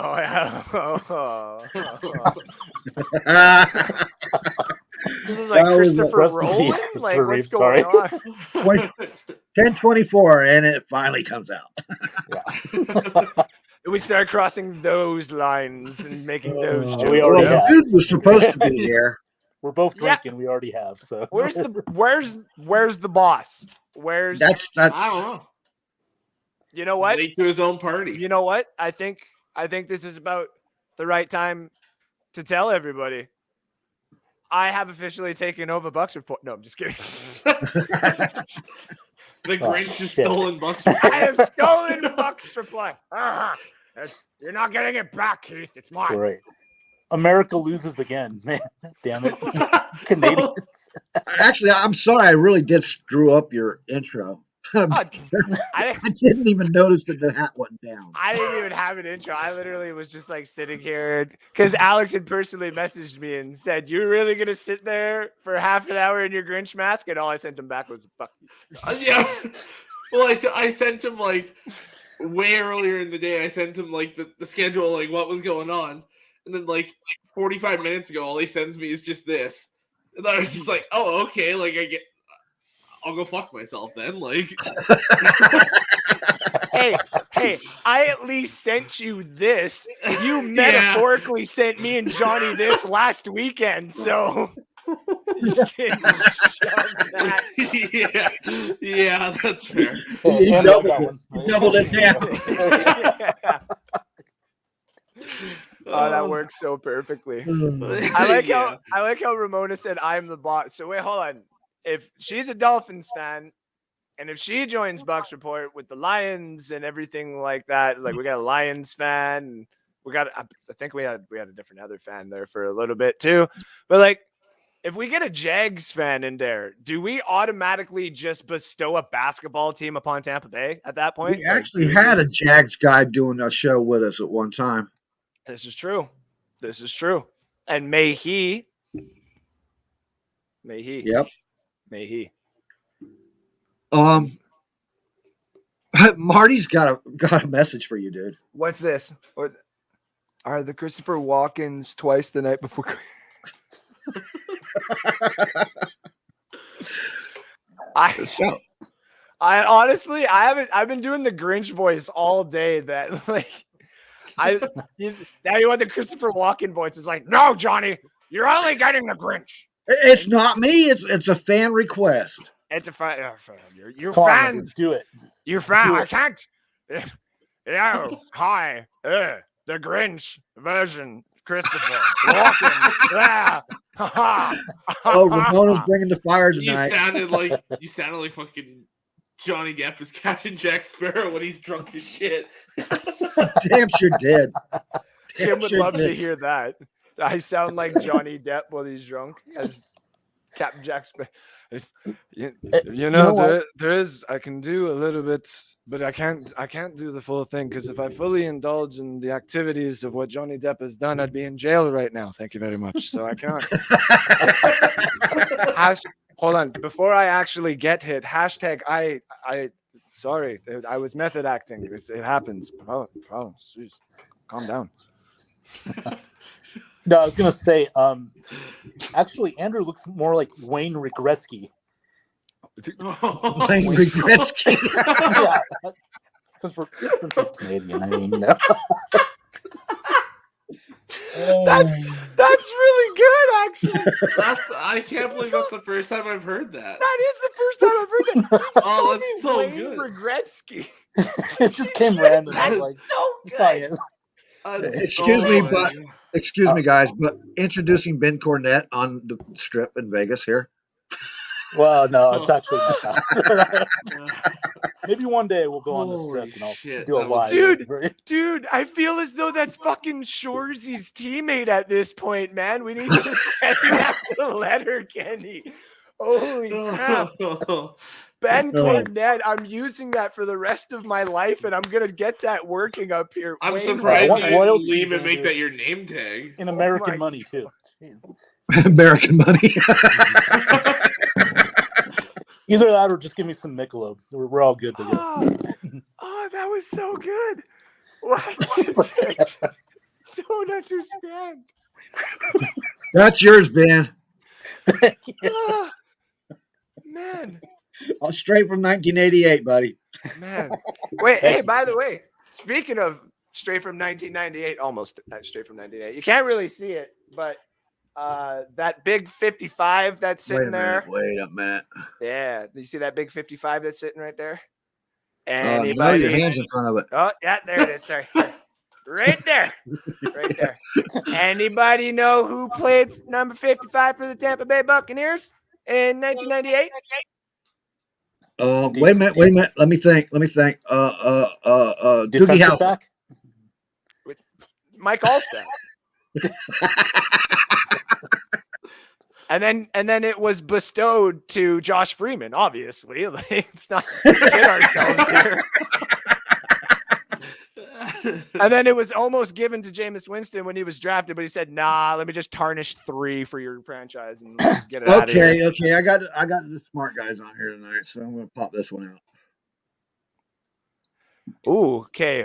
If you could redraft the class of 2011, Who would be the number 1 pick? So who goes to Carolina at number 1? We don't have to be specific about what team goes where and when and how. Well, I mean, I was just saying that because Carolina had the first pick. That's Yeah, I know. You gotta go Cam Newton at the time. At the time, you have to go. I'll say Cam. I'm trying to put my head back in that time, man. But I still would have went defense. Can't hear you, Johnny. Lean Yeah, back. sit back. Lean back. Lean back. back. There you go. Okay, hold Gotta on. lead with it. Just because me and Alex like to play these little games. Who had the first overall pick in 2012? Andrew Indianapolis. What's that? Andrew Luck. Indy, because they took Andrew Luck. Okay, so that was the Andrew Luck draft. Yeah. Man, I'm just thinking of like quarterbacks that would have came out last year, and I'm just going hypothetical here. Imagine Carolina if they had Julio instead of Atlanta. Like, to be honest here, Yeah. JJ Carolina Watt with looks who? like, Andrew, you better pick me, man. JJ Watt. I know I wouldn't have picked him. And looking back at it, I would. But you know, I really didn't like JJ Watt at the time. I was more into oh wait, was it? Von Miller. Now, okay, wait, hold on. When was Luke Yeah, I think Kuechly it might have already been on the Von Miller. team? Luke Kuechly. No, I I think- don't oh, wait. think so. No. Because He I was the going same to look say it draft up. as Levante, right? 2012, 2013. Yeah, Kuechly and Levante came out at the same time. Yeah. I'm just trying to remember what draft it was because now I'm actually 2012. 2012. Yeah. Yeah, Yeah, no, because okay. Kuechly went one pick before Vaughn. Levante Vaughn, in that draft. Vaughn, Kuechly, and Vaughn. Kuechly to sit there and just play middle linebacker / Yeah. slot corner when he wants to, and then just let Von Miller eat and also be coverage. Like, yeah, no. Carolina would have won a Super Bowl if they had Vaughn and Kuechly. Well, seeing as Vaughn was the reason they didn't win that Super Bowl. damn right. Because Cam didn't jump on the football. Meanwhile. Oh, poor Kyler. Hold on. I haven't been able to I talk love- to Alex here. Alex, how are you feeling about your Lions right now? Good enough Okay, that he like- picked him. I picked them this week. Yeah, you did. I love how they're playing, but I also hate it because I'm like we're gonna end up with like the 9th pick because there's so many bad teams here Mhm. that 4 wins you're gonna be sitting closer to 10 than 1. Like Alex, you got like 20 picks in the first round, right? I mean, we got 2, you got to, and one's gonna be high 20s. So Well, I mean, we could also get the Detroit luck and hope that the Rams fall out in the first round and we get that 20th pick. You know what I mean? Yeah. We all know what happens when Detroit gets 20 pick and we trade up and we get the good ones. This Yeah. question, though, I'm assuming this is out of the entirety of the NFL. If you had the first ever draft pick in the NFL, I'm not even gonna waste my time trying to Google it, man.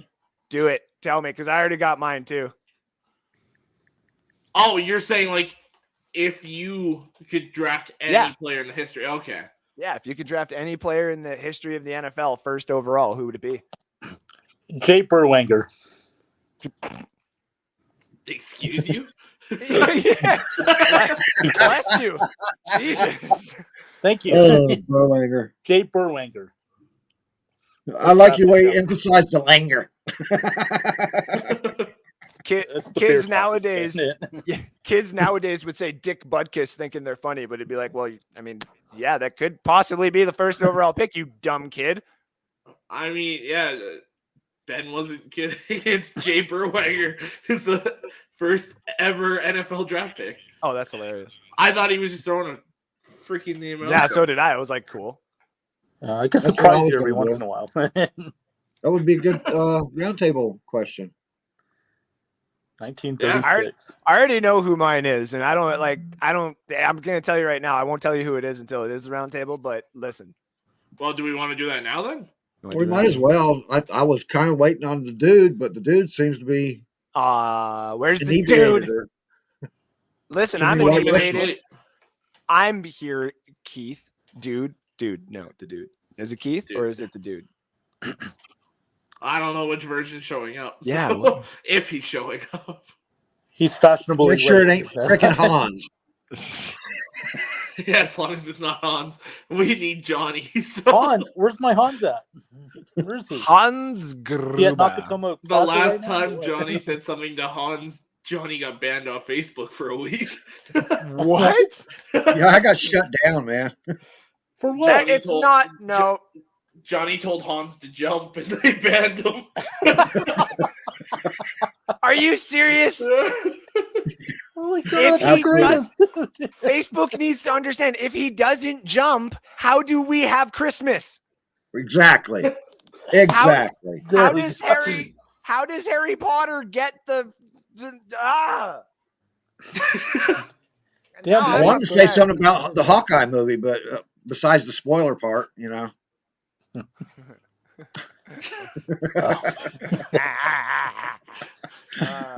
I think I that might be my favorite Christmas show. It was really good. It was really good. I liked the last one there because it was like a little miniature version of Die Hard. It was really cool. I do appreciate that. I'm just psyched that they brought Echo in. It's nice to have a Native American out there now. Well, I'm happy that they did that. I didn't think they were. Uh-oh. What happened, Ben? 17-10 right now. Yeah. Whoa. Titans. What happened? It was 10-0. Titans. 49. Oh, man. The Titans scored 17-10 now. 17 straight points. Whoa. That sounds like something a good team would do. Hey, Andrew. Yeah. Andrew, how about them Gators? Their bowl game's going on right now.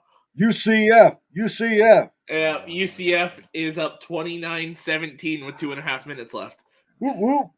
Hey, Greg Schiano's in a bowl game. Rutgers. I don't want to. I like Greg Schiano's defense. I don't like anything else about the guy, but I do. I've always liked his defense. He's the only one. Well, he was the first one that knew how to use Claiborne. Yeah. Yeah. The fact that you just brought up my Gators has put a curse upon your house.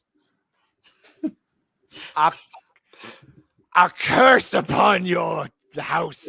Ramona, since nobody else wants to answer that question, absolutely. Marino would play his lights out in today's football game. Now, And are you drafting him first overall?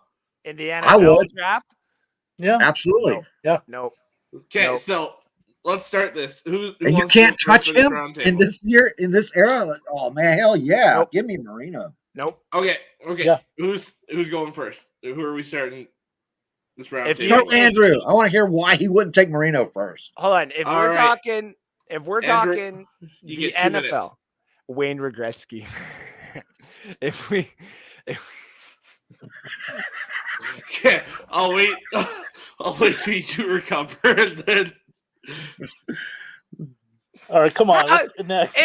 Dude, I didn't even put it there. That's so funny. I did. You bugger.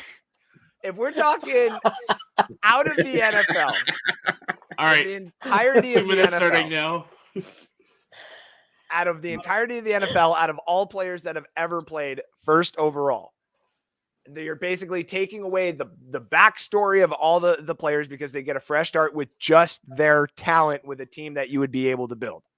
I'm taking Barry fucking Sanders. Ooh.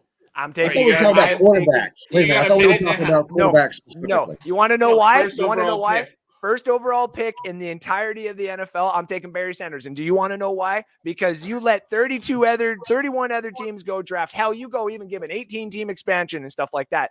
Can you name me any quarterback at all that actually threw, besides Alex, that actually threw to Barry Sanders? That's right. Because then in this hypothetical draft, I'm getting Barry motherfucking Sanders, and then all of a sudden I'm going to get like Dan Marino in the 4th round. Okay, done. Barry Sanders, call it over. I'm done. I'll go build my offensive line, and I'll go let Taylor Heineke go throw to Barry Sanders, and I'll win a Super Bowl. Thank you very much. Thank you very much. You all go pick your quarterbacks and go have Trent Richardson go catch for Peyton Manning again. Thank you very much. I got one for you. If you're going to go that route and we're not going quarterbacks, then Barry Sanders would not be my first pick. It would be Jim Brown. All right, explain why. You got 2 minutes. That's good.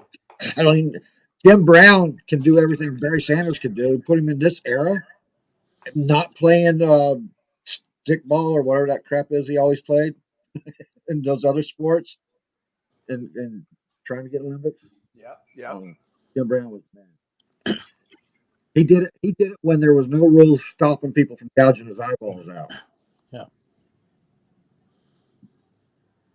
I'm done. You only took 30 seconds. All right. I don't need a lot of time for that. Okay, All right. you know what? I'll go next. All right. I'm going to throw a little twister here for you. I'm going to go defense.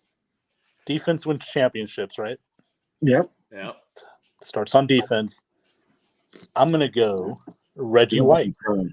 Oh. That would be a good one. Yes. I loved watching that guy play. He was in our division, the old NFC Central. He was a beast. He was. Just- See, and there's a lot of so many good players that you could toss in there too. I couldn't go Reggie White because the guy I love the most at defense is Leroy Selman, and he had a better record than Reggie White. And they even compared him to Reggie White and said the coaching staff said that Leroy's a better defensive tackle than Reggie because of his speed and his strength. He had power and speed. He was faster than Reggie. Yeah, Reggie was a little slower, but I think he was more powerful than Leroy from what I've seen on comparing the two. Just a little more powerful. I don't know. Leroy'd walk up to them weights and everybody just move off and start adding Cadillacs to them. Wow. Is that farm boy, man? Leroy had that farm boy strength. Yeah. Some of the names being dropped in the comment section, pretty good. We had like an Elway. Ray Lewis, I see. Yeah, Ray Lewis is in there. Brady all day. Ray Lewis had some of the best footwork I've ever seen in my life. Yeah. Linebacker. And think about Derek that one. Brooks, Jason Taylor, John Lynch. Larry Zonka. I would throw in like I know a lot of people would talk, all their quarterbacks like the Peyton Mannings and the Tom Bradys and the Marinos, even the original GOAT like Joe Montana and stuff like that, would probably get tossed around. But honestly, I went back and actually watched tape from the 60s on this guy, and he still is one of my favorite. I'll still take Bart Starr if I could start a team. Bart Starr was just a completely different animal in that day too. Like, yeah, he was very systematic, but it was the very little things that he did to advance the game that made him a difference maker. I would take Bart Starr too. Well, Bart Starr versus Roger Staubach. Bart Starr. I watched Bart Starr live a lot, man. I watched what Roger Staubach did when he came I out. believe He it. invented Roger Staubach actually. Him and Coryell with what's his name? Don Coryell. Not Not the coach, the quarterback. I can't remember his damn name. Anyhow, they invented that passing game. Roger Staubach was the first Patrick Mahomes, man. You could if you got down 20 points, you didn't worry they were going to come back. Okay. I mean, the Bart Starr could, Bart Starr era. He didn't throw he threw like 15 times a game. It was a running system, man. It was all running system, and that's what part of why Bart Starr. Accuracy. That's why Bart Starr and Lombardi had so much issues with each other, man. That's also fair. What about Terry Bradshaw? Fouts, thank you, Fred Swayze Moore, Dan Fouts. Dan Fouts is another one like that with the air. They started that air game, man. I like Terry Bradshaw, but I also throw Terry Bradshaw in the Brett Favre. This is just me. I know a lot of people are going to hate me for this take probably, but I throw Terry Bradshaw into the Brett Favre category where you were really, really good, but it was mostly the team around you. If you're being completely honest. I won't argue with you, but Brett Favre was just fun to watch. Brett Favre was fun to watch. I actually loved watching his one season in Minnesota. That was a fun, flipping season. And then he went and decided to throw the ball on third down instead of giving it to Adrian Peterson and kicking the damn field goal. And it's his own fault for taking the payday.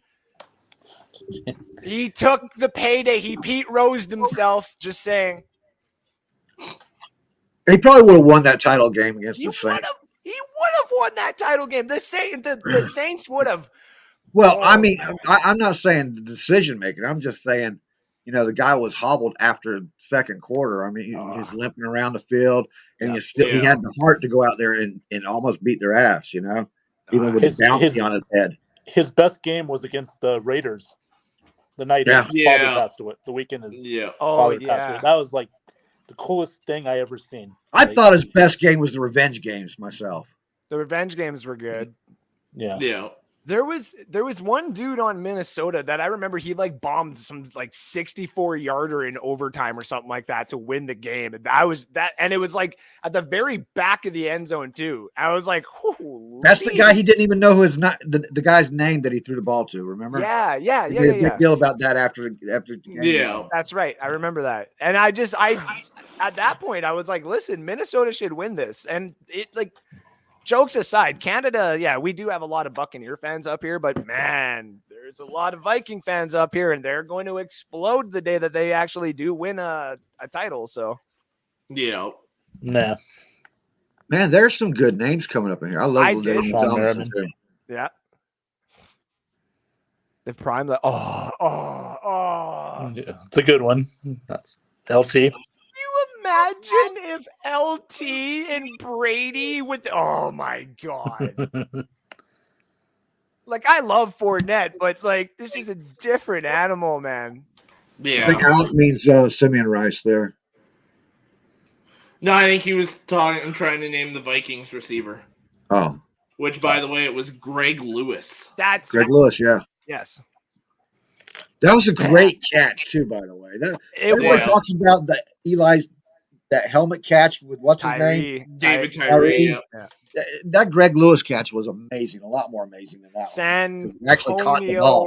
Santonio Holmes's catch, as much as that's hate the Steelers, will still be my favorite catch and will still go down in history as the one that I think is the most impossible catch to make. No, David Tyree. You just named one of my favorite all-time players, man. Who? That guy was crazy. I loved him, man. Who, Santonio Holmes? No, right here in front of you, Randall. Oh, Randall. That guy was Andrew, the beast, catch, man. The Tyree catch, the back of the helmet. That was the greatest catch. And don't get me wrong, I love when I've always even thrown more at it too, because you have to think when he's coming down at that time, the NFL. Tom Brady and Calvin Johnson with Randy Moss on the other side. Oh my goodness. Edelman in the slot. Sorry.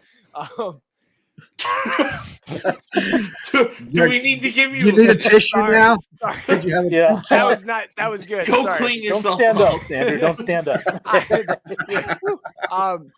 We're done. The Tyrese catch when he's coming down, the NFL at that time, any ball like that touched the ground, that was around the Des Bryant crap. That was around a couple of that other crap that Couple was of going years around. before, yeah. Yeah. Yeah. So if that ball had actually like on his helmet and him had touched the ground, it's still not a catch. He like curled, like he did a sit up and a 1,000 in one. He was like, nope, I ain't going, don't move, kind of thing. I give props to that. But like, there's a documentary on YouTube somewhere. Someone did like a little draw up of the angle that Ben threw that ball to Santonio Holmes. There's literally only like an inch and a half sway on each side except for going like the left side or something like that. And if he thrown it anywhere else, it would have been tipped, it would have been picked, it would have been out of bounds, it would have been anything. It's like the most precise NFL catch of all time, and it was for the damn championship. Like, what? That's why that one's mine. So plus what a hell of a Super probably Bowl. just mentioned the most underrated defensive tackle on the planet right there. Vita Vea. Yeah. Charles Haley. Charles Haley has 6 Super Bowl rings, man. Yeah. Charles Haley's a good one. And he was a big impact everywhere he went, from Dallas to San Francisco, wherever he went. He created it. He was the missing link for those teams. Yeah. We're gonna have to, Alex. We're gonna have to put this on our whiteboard for the off season. We're gonna have to get a few other people in this, and then do like a fantasy draft of just all time players type thing. Like someone I will like have the that. first overall pick, and we'll do it like every week. Like we'll do like 16 picks like on a show kind of thing, and get a few people on, and then do the next 16 and like do it so on and so forth. Because then I you like can that, see yeah. like the teams that would get built off that, and we can be like, you can only have 1 quarterback, 1 running back, 3 wide receivers. Like we'll set it up somehow, but that would be fun. That would be really cool. Basically, do like an all-time fantasy football draft. A Yep. Legends League, a Legends Yeah. draft. And it can use current players, of course, because like you can Yeah. still use like Tom Brady and stuff like that. But we'd have to get some people in there who aren't just going to be like in the first round. They're going to be like Jamar Chase. Wait. Gainwell.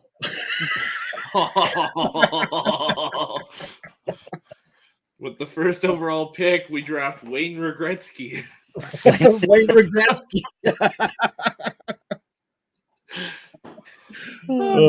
Okay, hold on. Has everyone on the screen here seen Letterkenny? Everybody knows what Letterkenny is? Yes. Ben, do you know what Letterkenny is? No, actually, I don't. Oh, Ben, come on, man. It's the Northern is Canada's version of Trailer Park Boys. I'd say Oh, I don't drink Canadian beer. I drink American beer. Oh, come on, man. Japanese beer. wait, I drink Trailer Park- Genesis. Trailer Trailer Park Park- Boys is also Canadian. yeah, it's like, okay, wait a second. Like, how dare you? Oh, it is, ain't it? I How keep the thinking they're Detroit because fucking they dare can you? speak English and Letterkenny can't. Trailer Park. Letterkenny, the Canadian version of Trailer Park Boy. Stop trying to steal everything from us, Johnny. Well, what are you drinking right now, Andrew? What are you drinking? Nothing, because you didn't top me up, wench. You know what? Oh man. Throw it to him. Throw it to him. There was like a splash in this. I was Bud going to Light. throw it on the floor and scare the crap out of her. But You're trying to be American, aren't you? Look at you. me?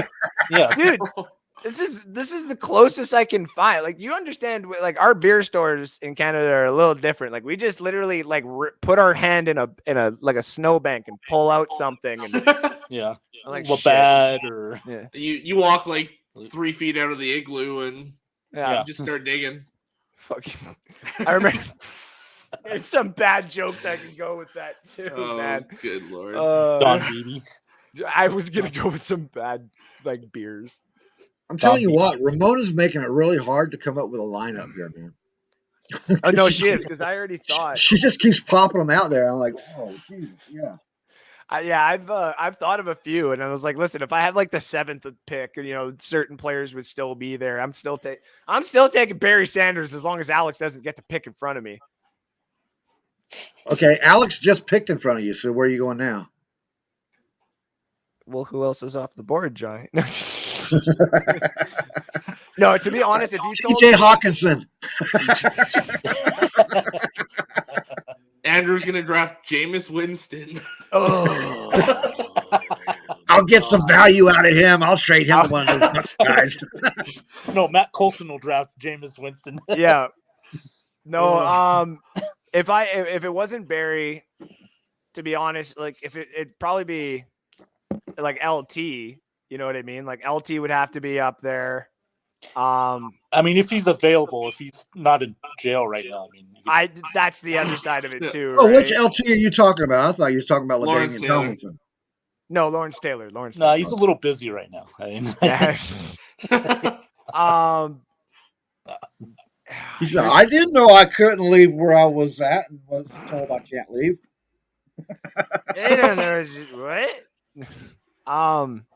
You mean I can't go back to Florida? I don't get it. Why not? I would still pick Peyton over most quarterbacks, even though I still love Tom Brady and I appreciate what he's done. I think if Peyton never had the neck surgery and he stayed with the Colts, I think they could have actually won a little bit more. Not saying anything bad on Andrew Luck. I'm just hypothetically speaking, of course. Well, you get two things out of Peyton. You get his sports ability, and you get the billboard. Mm-hmm. And Omaha. Yeah. And Omaha. No. And just like back in the day, that's the other side of it too. And Alex knows what I'm talking about when like we've talked about the CFL, and the CFL is actually talking about adapting the 4-down football and all that kind of stuff. And it should work. And it needs to. They need to do that. But are they just talking about it, or are they actually going to do it? I thought they were going to do it. They might. They're discussing a bunch of rule changes this year. You want to know why? There'll be 4 downs now. Yeah. They're talking about 4 downs. Yeah. Anybody following the breadcrumbs here? XFL and CFL have meetings. CFL says first that we are not doing anything with the XFL. XFL agrees to that. CFL then out of nowhere, after having one of the lowest rated seasons of all time, Can I get a full screen for this for 1 second? Of all time. Okay, thank you. Now, all of a sudden, they got to come up with a new strategy. So they come up with, we should adapt 4-down football. And then all of a sudden, on December 22nd, December 23rd, the XFL comes out with a statement saying 2023 is a go with the brand new rules, the brand new everything, brand new cities. What? Brand new cities? Do we not? Am I the only drunk Canadian here that sees exactly what's going on? You're the only drunk Canadian here. Yeah. Alex. Anyway, there's either two things that are happening. Either the CFL is adapting 4-down football, and they're either going to figure out a way to work with the XFL, or the Toronto Argonauts are going to join the XFL. And more than likely, from some of the people that I've talked to, that seems to be probably the major thing that's going to happen. And that would literally screw the CFL majorly, because the Toronto Argonauts would not be able to come back and play in the CFL if they joined the XFL league. And that also takes the longest tenured North American logo and team name out of Canada, which would be another thing that the Americans have stolen from us. So help us. Toronto's an American city in Canada. How dare you? I mean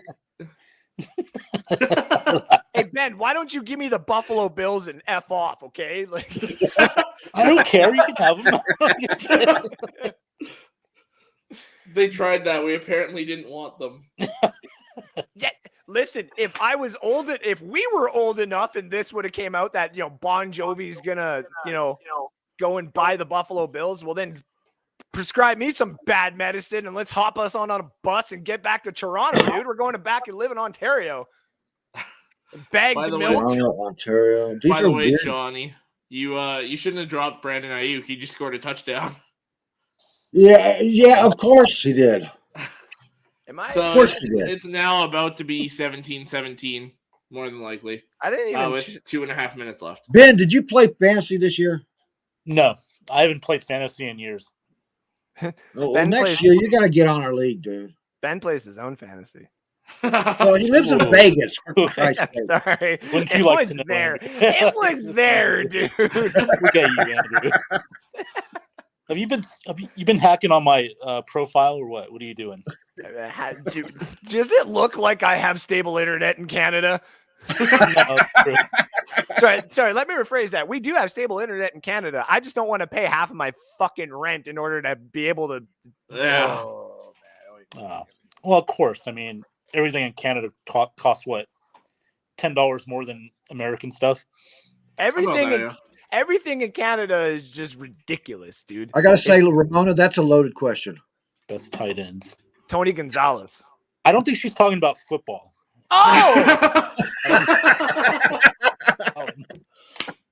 Oh, That's why I said it was a loaded question. listen. I'm gonna vote myself on that one if we're bringing that in there because I'm the only one that's got your name tattooed on my ass. So let's go. Oh, God. Let's go. No.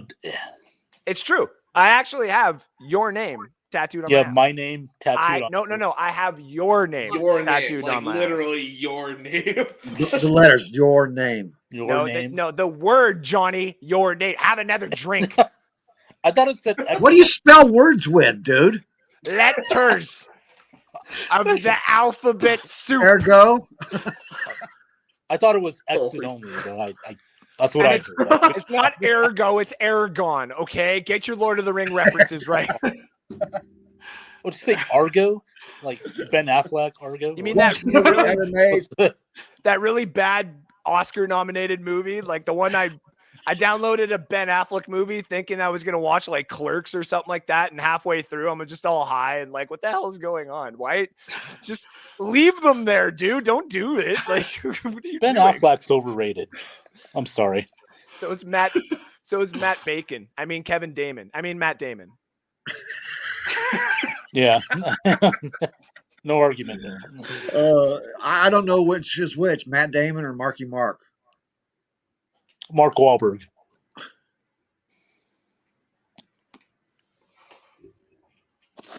Yeah, there you go, Joy. What he said. I was trying to point at Alex.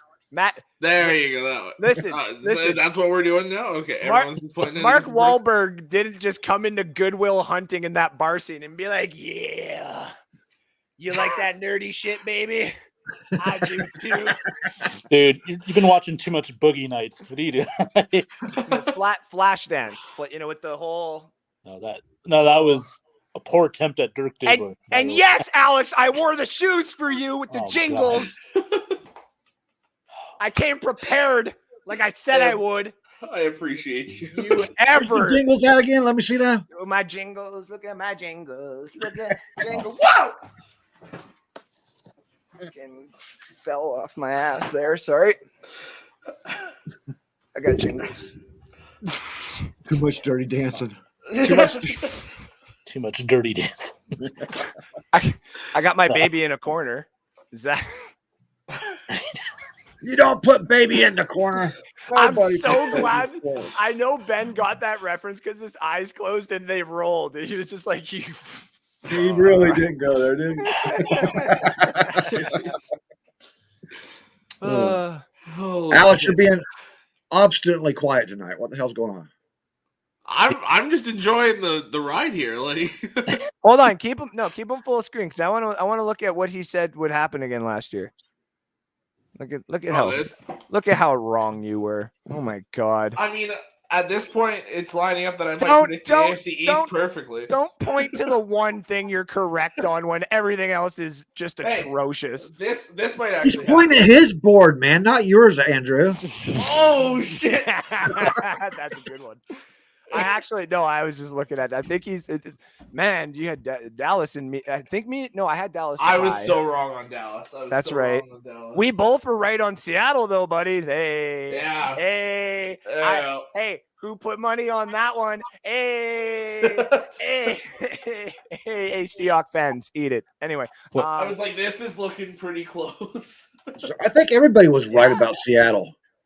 No, to be honest, me and Alex, when we made caught the a show, lot of flack for putting them oh forth. yeah, I was on that show. Remember? No, you were.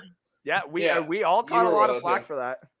Like even our good old last year's championship winner in North Sports Dynasty, our big Seahawk fan, he gave us flack for that too. He's like, please,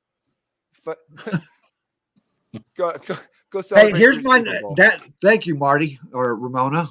Ramona again with the knowledge. Wow, that's a good one. To me, Daryl Green was the greatest cornerback ever. Just got canceled, and that's over Revis and over Dion, because Dion was a bigger guy than Daryl Green, and Daryl Green wasn't afraid of contact. Yeah. Did Deion Sanders ever tackle anybody in his NFL career? Twice. Yeah, it's on tape. Yeah, it's on There's tape. proof. Oh, dude, man. it's literally like if you want Deion Sanders' whole career in a nutshell, just go look at that Trayvon Diggs' highlight film of this year, and that basically would describe what it is. Like interception. Oh shit, 100 yards. Like it's not good. That's a great comment, Marty. It is. That Russell Wilson doesn't have enough inspiration from it. Oh, Sierra. He's like, I know I was wearing this abstinence ring at the beginning of our relationship, but can I take it off now? Dude, he's just got so much energy. Like, how would you want to be absent or at? God, I love absinthe. Can we have a sip of that too? Anyway, abstinence or whatever the hell you guys are called. It's like trying to say organism and orgasm. Like I never can figure out the two. Anyway, what'd you say? I was told to try it a few times, but you know. Organisms or orgasms? Oh, he had 9 kids, so we had lots of those. You must have had one. You must have had fun at least one point. Couldn't have been watching football the whole time. Daryl Green would blow him away because Daryl Green. Hey, the Chicago Bears wide receiver. What was his name? Ben, you probably know this. What's if you that? don't, I'll go to Alex. But the wide receiver for the Chicago Bears during their playoff runs, I can't remember his name, but he was a gold medalist in Olympic running. So Devin Hester. No. Back in the 80s, dude. Back in the 80s. Back in the 80s. Oh God. I can't. You're gonna have to go to Alex. I know what you're talking about. I'm gonna look it up. I can't get the name. You know, like he was a great receiver. The only real weapon they had on offense, man. Yeah, I know you're talking about. I just can't think of the name. Sayers. No, not that far back. 80s. Not Brian Piccolo, Mr. Andrew. Piccolo? Is that what I look like to you right now? Don't you try me. No. Yeah, you look Piccolo. I got. Oh, there it is. So they're wide receivers. Yeah, that's it. Galt. Willie Galt. Okay, Galt. There it is. Daryl Green. Hold on. That Fred Moore? You know what I want to hear. I know that we're not going to get the 3 at the end, but come on. Let me ring in the new year. I want to hear it in the comment section, Fred. Come on. Let me hear it. Please and thank you. Oh, I know he wants. Oh, yeah. You know what he wants, Fred. He knows. He'll put it in there. Daryl Green was 5'3" or 4", some short, little outstanding, crazy number. Willie Galt was 6'4". Amazing Olympic runner, and Daryl Green burnt him every time they played. Shut him down. Every time. And Willie Galt had great hands. That's right, Fred. 17-4. 17. That's right. Go Bucs. Because you want to know what? About to win the game here. Yeah. Man. Mike Allstott. Wait, hold on. What Buck players pulled the VW? Oh, wow. I did that. Mike Allstott did that too. Actually, no. Our defensive line pulled our our coach's truck. And then when we went down to the States, we did they did like the strongest lineman competition, which was basically like lie down, get up, hit each other. Whoever's not dead goes on to the next round. It was like, oh yeah, I'm tapping out. I love that. No, yeah, of course you did. You skinny son of a bitch, you. Okay. Me, I got folded in half in the first round because I went against skinny son of a bitches like you. But the fastest lineman one, on the other hand, that one I finished 5th. That one was fun. But there was a 346-pound dude with a gut, a monstrous gut. And he would go to the cafeteria at UMD, that's the University of Minnesota in Duluth there. Yeah. And he would have his shirt just over like his, you know what I mean? And just have that gut hanging out. And he would just walk around like this, like whatever. That guy's a legend. Care. Right? We're doing the fastest lineman. It's like the last 8 people that go in. I finished 5th. And, a couple of these like big beefy guys get ahead of me, which is fine. That dude was the winner. That dude with awesome. That thing, he was extremely quick. And I'm pretty sure he went to go play somewhere, but it was not healthy to watch him beat me. Like I was like, at that point, I thought I was like maybe at top tier shape or whatever. That's when I knew I'm never playing football. Nuh-uh. Nope. If this is the one thing I can exceed at on my draft resume and this 346 dude just blasts me out of the park, I'm out. We're done. So that's what you tell your counselor, right? No, that's what this is psychologist. Right? Thank you. I forgot to bring this up earlier. I don't know what the doctor's called when I'm in the padded room. Okay, it's just it's someone. Hey, they're just there to help. Okay? Yeah, they're just there to help. I forgot to bring this topic up earlier, and this is another round table topic we can do right now. The Pro Bowl selection. Okay. Pro Bowl selection. Okay, I was watching the Hard Knocks with the Colts. There you go. Yeah. And can you hear me? Got it. Yeah. Do I need to lean back? Lean back. Okay, lean back. Anyhow, but pull up your at the end of the show, the Colts started doing their selections, right? Yeah. Vita Vea's name was mentioned by somebody that was shocking in that. Did you see it? What's the name? Vita was mentioned when they were filling out their ballots, mm-hmm.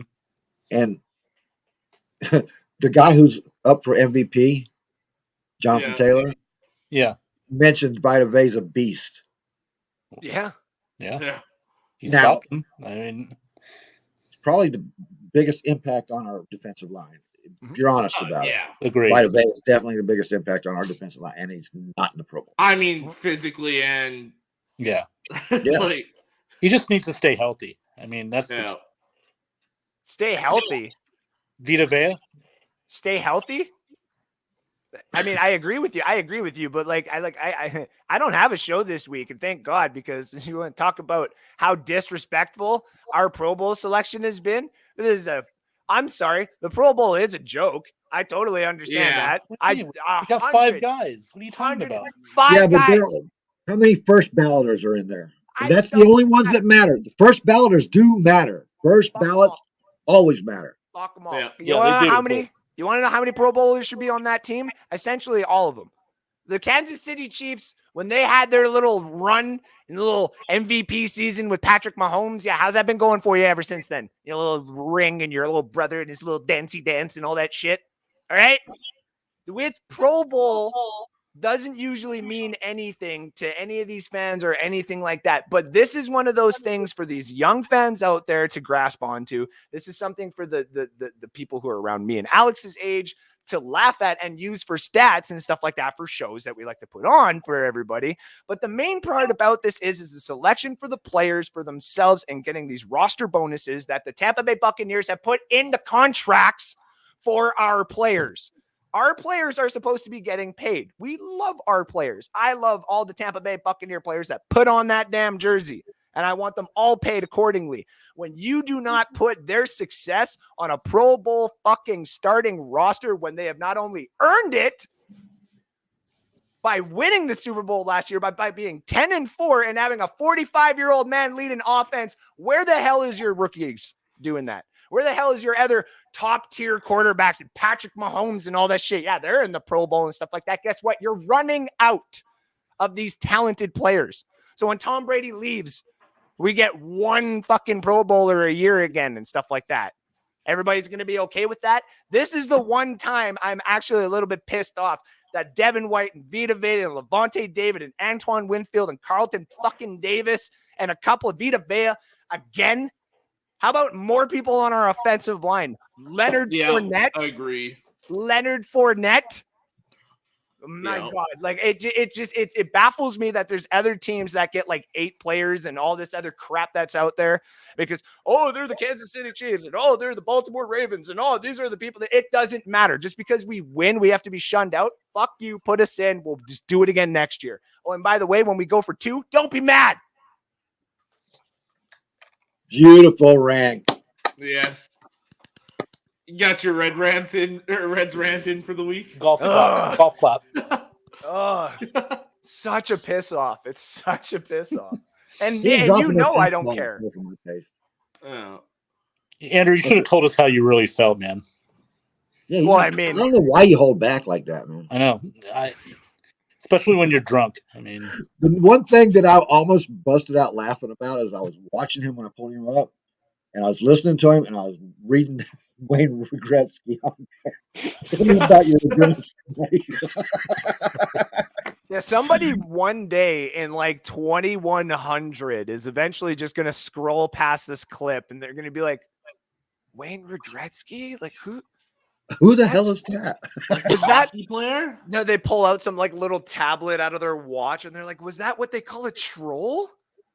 Was that what that was? Is it a GIF? What the fuck is that? you're welcome. Yeah, no, like, it's good. And Marty McKnight, I agree. Thank you. Honestly. Yeah. Yeah, I do agree too. That was it. Even especially hearing a Colts player say that, if they're saying something, then where is it? Where's the results? I'd say Fournette definitely deserves it. Well, Fournette- this is why it shouldn't be a freaking fan vote. Thank you. Hey, thank you. Don't get me wrong. Kyle Juszczyk should be the number 1 voted fullback in the league until somebody actually tops him. Don't get me wrong. Yeah. But until then, everything else should be kind of voted by a It little should bit be more voted by the and, players, I think. and players.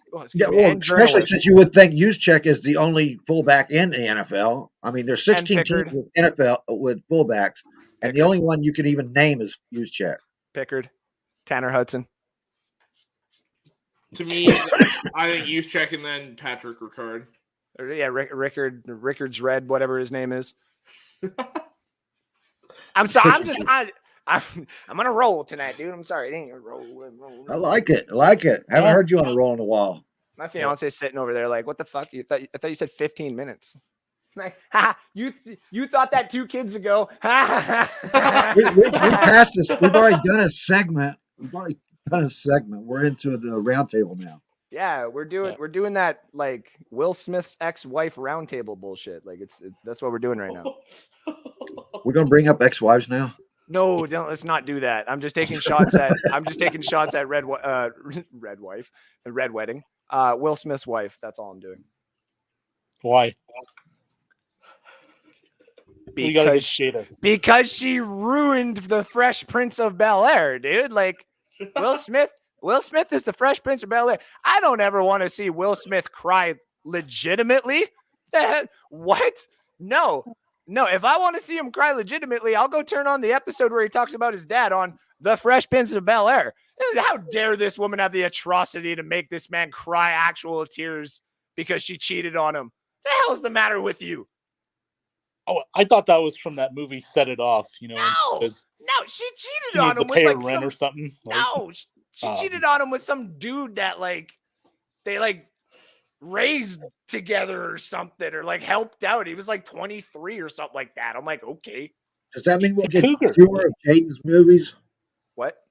Does that mean we'll get fewer Jaden movies? I mean, it seems like we're getting more of Jaden on the internet and less of quality Will Smith movies. So like, Yeah, that's true. That's true. it's not Good working point. out. Good point. Like bad joke, but Will Smith's running out of boxers to portray to win Oscars here. Like, I think he's turning into you know how Will Yes. Smith will win an Oscar? Will Smith will have to play Denzel Washington. That's what'll have to happen. He'll have to portray Denzel Washington, and then That'll and then never work. And then Denzel Washington. I don't want Oscars from him. I want him to. I'm tired of him trying to be Oscar worthy. I want fun movies again. I want some action movies and something fun. I Really want Oscar movies. I man. want Will Smith to go on like a Seth Rogen movie, like Sausage Party, and just like have a role. Yeah.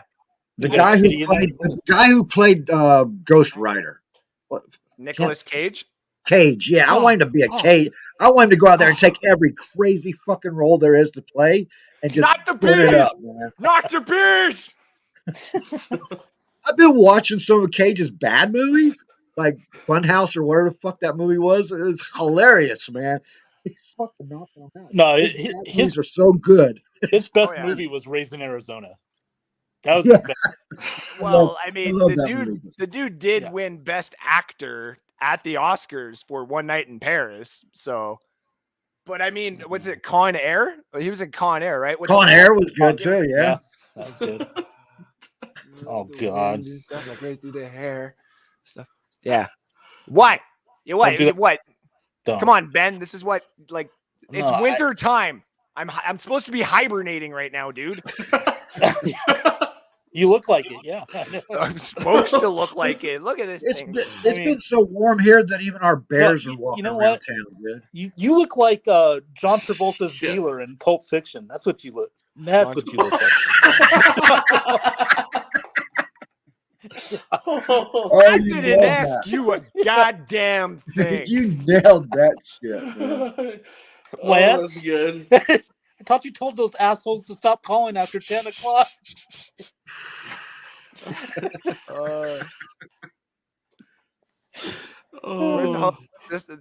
What's the best and worst Will Smith ever played in? Movie Will Smith ever played in? The best was probably Muhammad, the Ali movie. He did really, really, really good in that. Yeah, he did. Yeah. Honorable First Men mention. in Black. Well, the Yes, Men in Black was yes. good. Man in Black. Honorable mention. I'll just say the scene in I Am Legend with his dog at the end of the movie there. Oh yeah. Yeah, if that didn't. Why just that scene though? That was a pretty good movie, man. Well, actually no, because now I do remember what he's yelling at the mannequin, like no. Yeah. No. I'm like, okay, that was good. Underrated Will Smith movie, Hancock. I don't think it's underrated. I think a lot of people enjoyed that movie, man. I know, but I it doesn't did. get as much recognition as he One should. more One more time. That was a good movie. He was good in that. Yeah. I enjoyed Are we that. leaving out Independence Day? You can't really leave out Independence Day. Yeah. No, Independence Day. that shot him.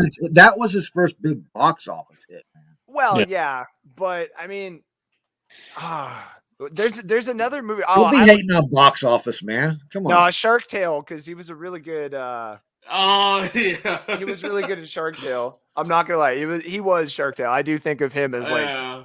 But hold on. There's another movie that I'm forgetting. Will Smith movies. The worst one is probably that Gemini one he did with his son. Well, The see, Gemini Man. I like that. I Gemini didn't Man. even watch that one. Gemini. I watched it because the original Gemini Man was an awesome movie. Okay. It didn't live up, of course, but I Yeah. still enjoyed it. It was fun. It was fun. Bad I Boys. like to have fun. If it's Bad Boys was good. Yeah. Bores me. Oh man, yes. Yeah. Okay, that changed my mind. That's my favorite. That's my favorite. Now I was gonna say I'm changing Bad Boys and the Man in worst Black. one. The worst one he did was that After Earth or Gemini Man or whatever the heck he did with his After son. Earth. After Earth was Yeah. horrible. Yeah, that one was sucked. absolute shit. But Yeah.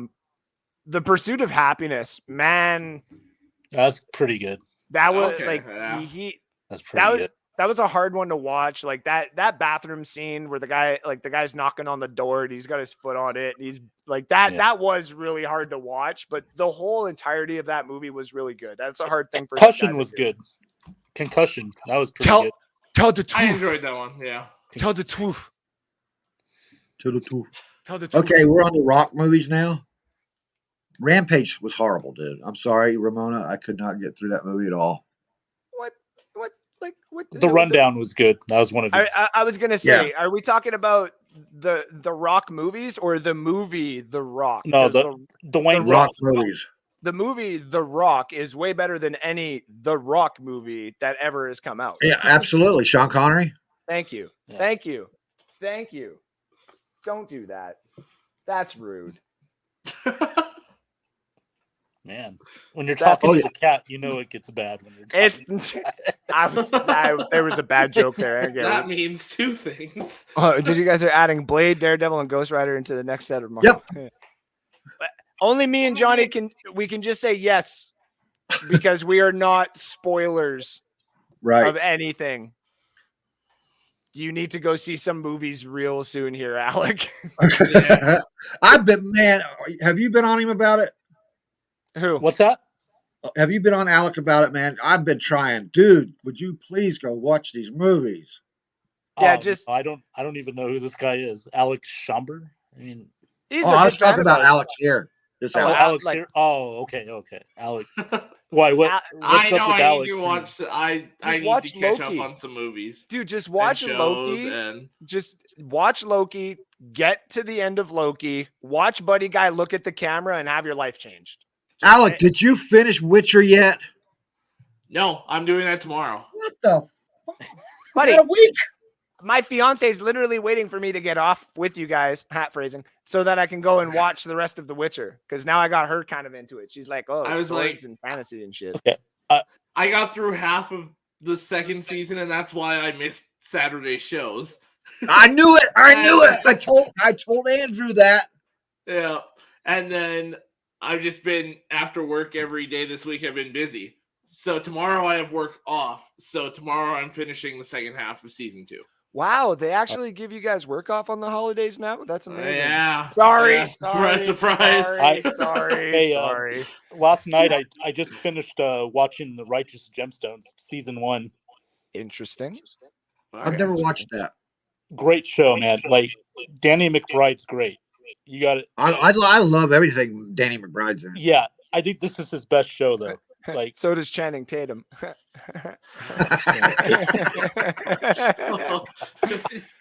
Wow. I'm so glad all three of you got that joke. That's so good.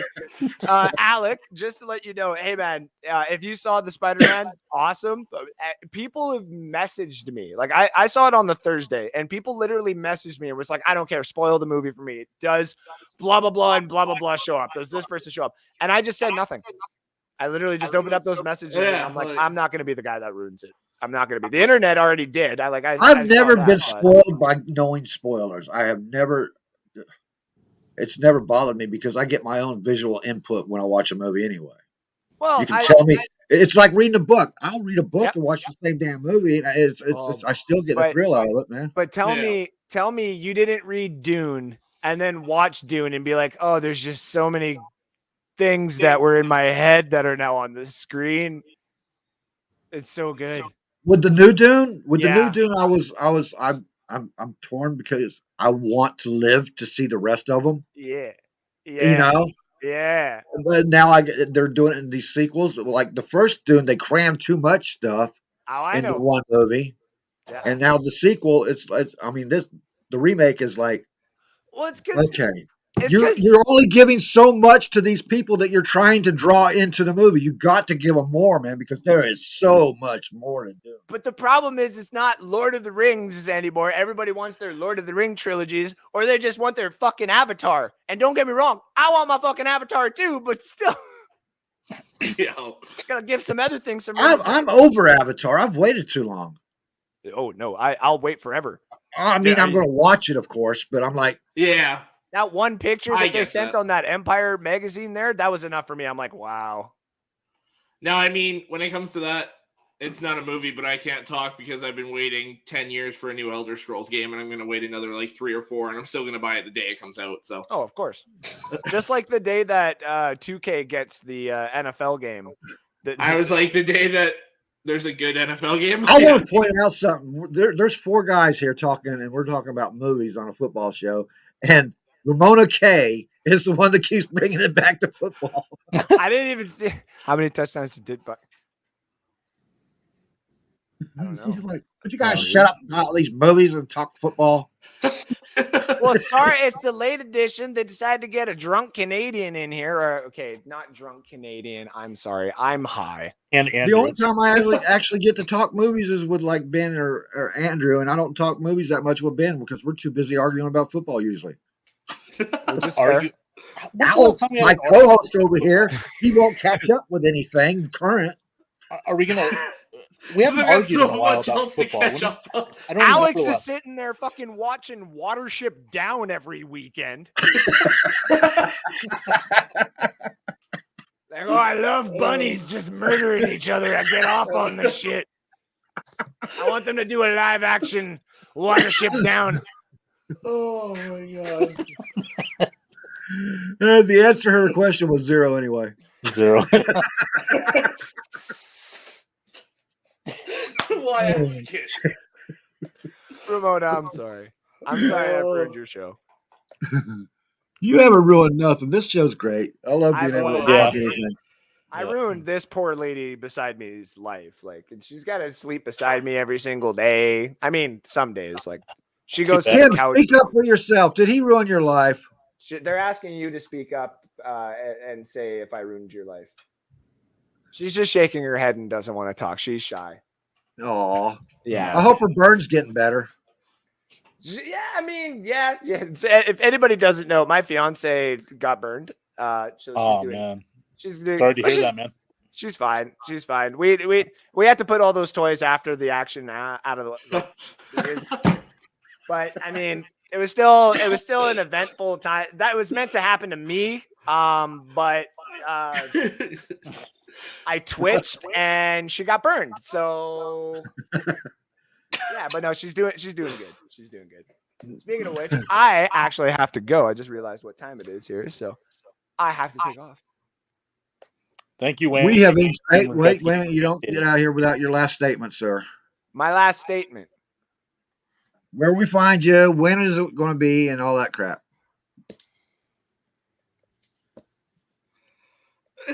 He's speechless. Shit. You Now can you know how find it feels. me usually on Saturdays. North Sports Dynasty. Alex usually is there. And you message him right before the show. Hey, buddy.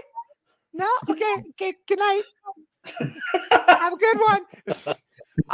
But then you can also find me on Sunday nights live from the cheap seats. We will probably be going live this week, I'm pretty sure. We will not be live on Saturday though for Christmas. Yeah. No offense. I'm not talking football on Christmas when I got kids. If Alex wants to go ahead, he's got the platform and he can go right the hell ahead. As for me, the only thing I have to say is fuck the Saints.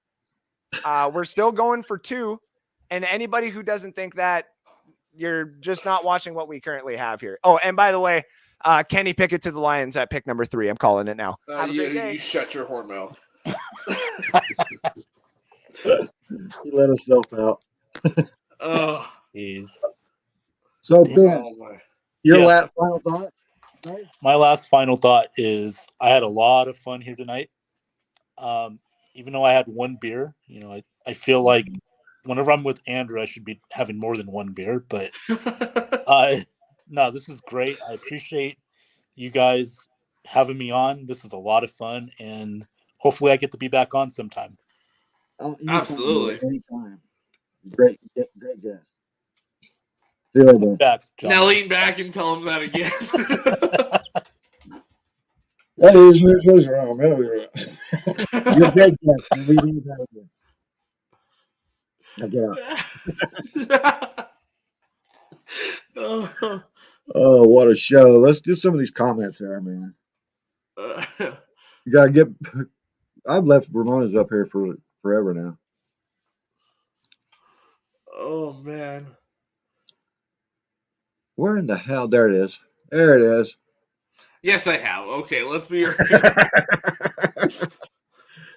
Is there anything we left out? Where's we left the dude out. Jerk. I was like, I can't say much after Saturday. So. Well, I know you can't. What? But in fairness, you didn't just leave North Sports Dynasty hanging. You left yourself hanging. Yeah. Because Yeah. the Ask Alex segment just kind of disappeared. That's Yeah. right, like 50,000 friggin' questions for you out there. Yeah. I will save them for next Saturday. When half of them won't be relevant at all. Yeah. Oh, Well, shit. Go Bucs. next Great show, Saturday's guys. Thanks, pending Christopher. Because it's New Year's Day, so we'll see about that. Oh, man. Forget it then. Yeah. What's next Thursday? Are we got anything I got to worry about? No, because the Friday is New Year's Eve. So, Boy, did I pick the right day. Yeah. You know. I get the fresh Alex.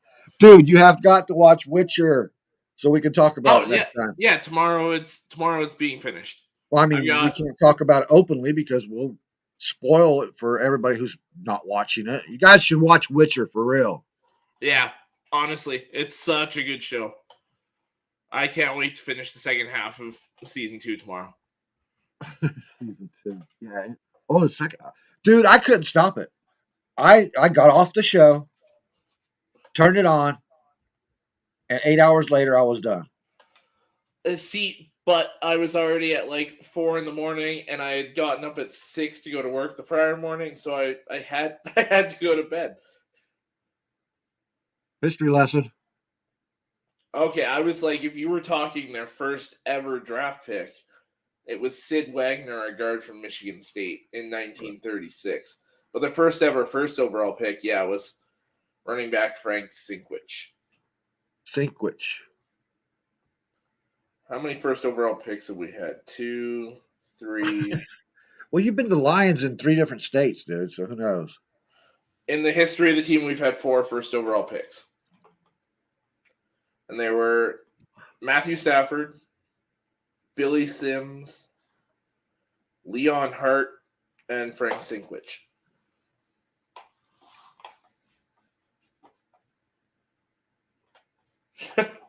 Yeah, Alex, I want to, but the guy, he's so thick about watching shit. Dude, I've got a list of shit I gotta watch. I know Andrew has hammered him about what shows to watch, and I know I've pounded on him about it. I was like, eventually I will get to it. Oh, The Witcher was one that I had pinned for like months because I loved the first season. So I was like, I have to, like, as soon as I can, I have to finish this. That's the fucked up thing, dude. Everything that I and probably Andrew have told you to watch are just as good. Well, I know, but see, here's the thing. If I watch those, I'm starting a new show, right? So I've got shows on the go right now that I'm gonna finish and then go to those. And then The Witcher, though, is something I've watched already, and I'm just picking it up again. Right. So it's something that I already know and go into it. Oh, Marty, you gotta watch The Witcher, dude. Yeah. That's a viewer's essential thing right there, man. It's a viewer essential guide. Yeah. It is supposed to be coming out next year. We'll see. They got a shitload of stuff coming out. Yeah. If it They got doesn't, a lot. Dexter was kick ass, man. I don't know about New Blood. I haven't got into it yet. I was like, I haven't at all yet. So Absolutely. Phase 4 kick ass. Everything about Marvel's kicked ass. A little bit late, Ramona. I sent you a link earlier. Uh-oh. He called you out on it. We had a lot of guests tonight. It's been a lot of fun. I want to thank Rick Hughes. Oh, if I can remember all these people. I was like, I've got the list. David White Carver, Matt Coulson, Ray Kennedy, Teresa Baxter. Those three goofballs that were just here. Andrew Faubert, Ben Cornett. Special thanks to Ben Cornett for coming in. Yeah. And all of you guys, every friggin' one of you guys, you're awesome. Yeah, honestly. You think we could go 3 hours on a show without you? There's no way we could go 3 hours on a show without you people. Oh, So God, no. you make us. Yeah. Oh, Like I American say at West the was start so of- cool. Like I say at the start of every show, we feed off you guys. If you guys aren't here, we go about an hour and a half. So, honestly, thank you guys. Absolutely. And on that,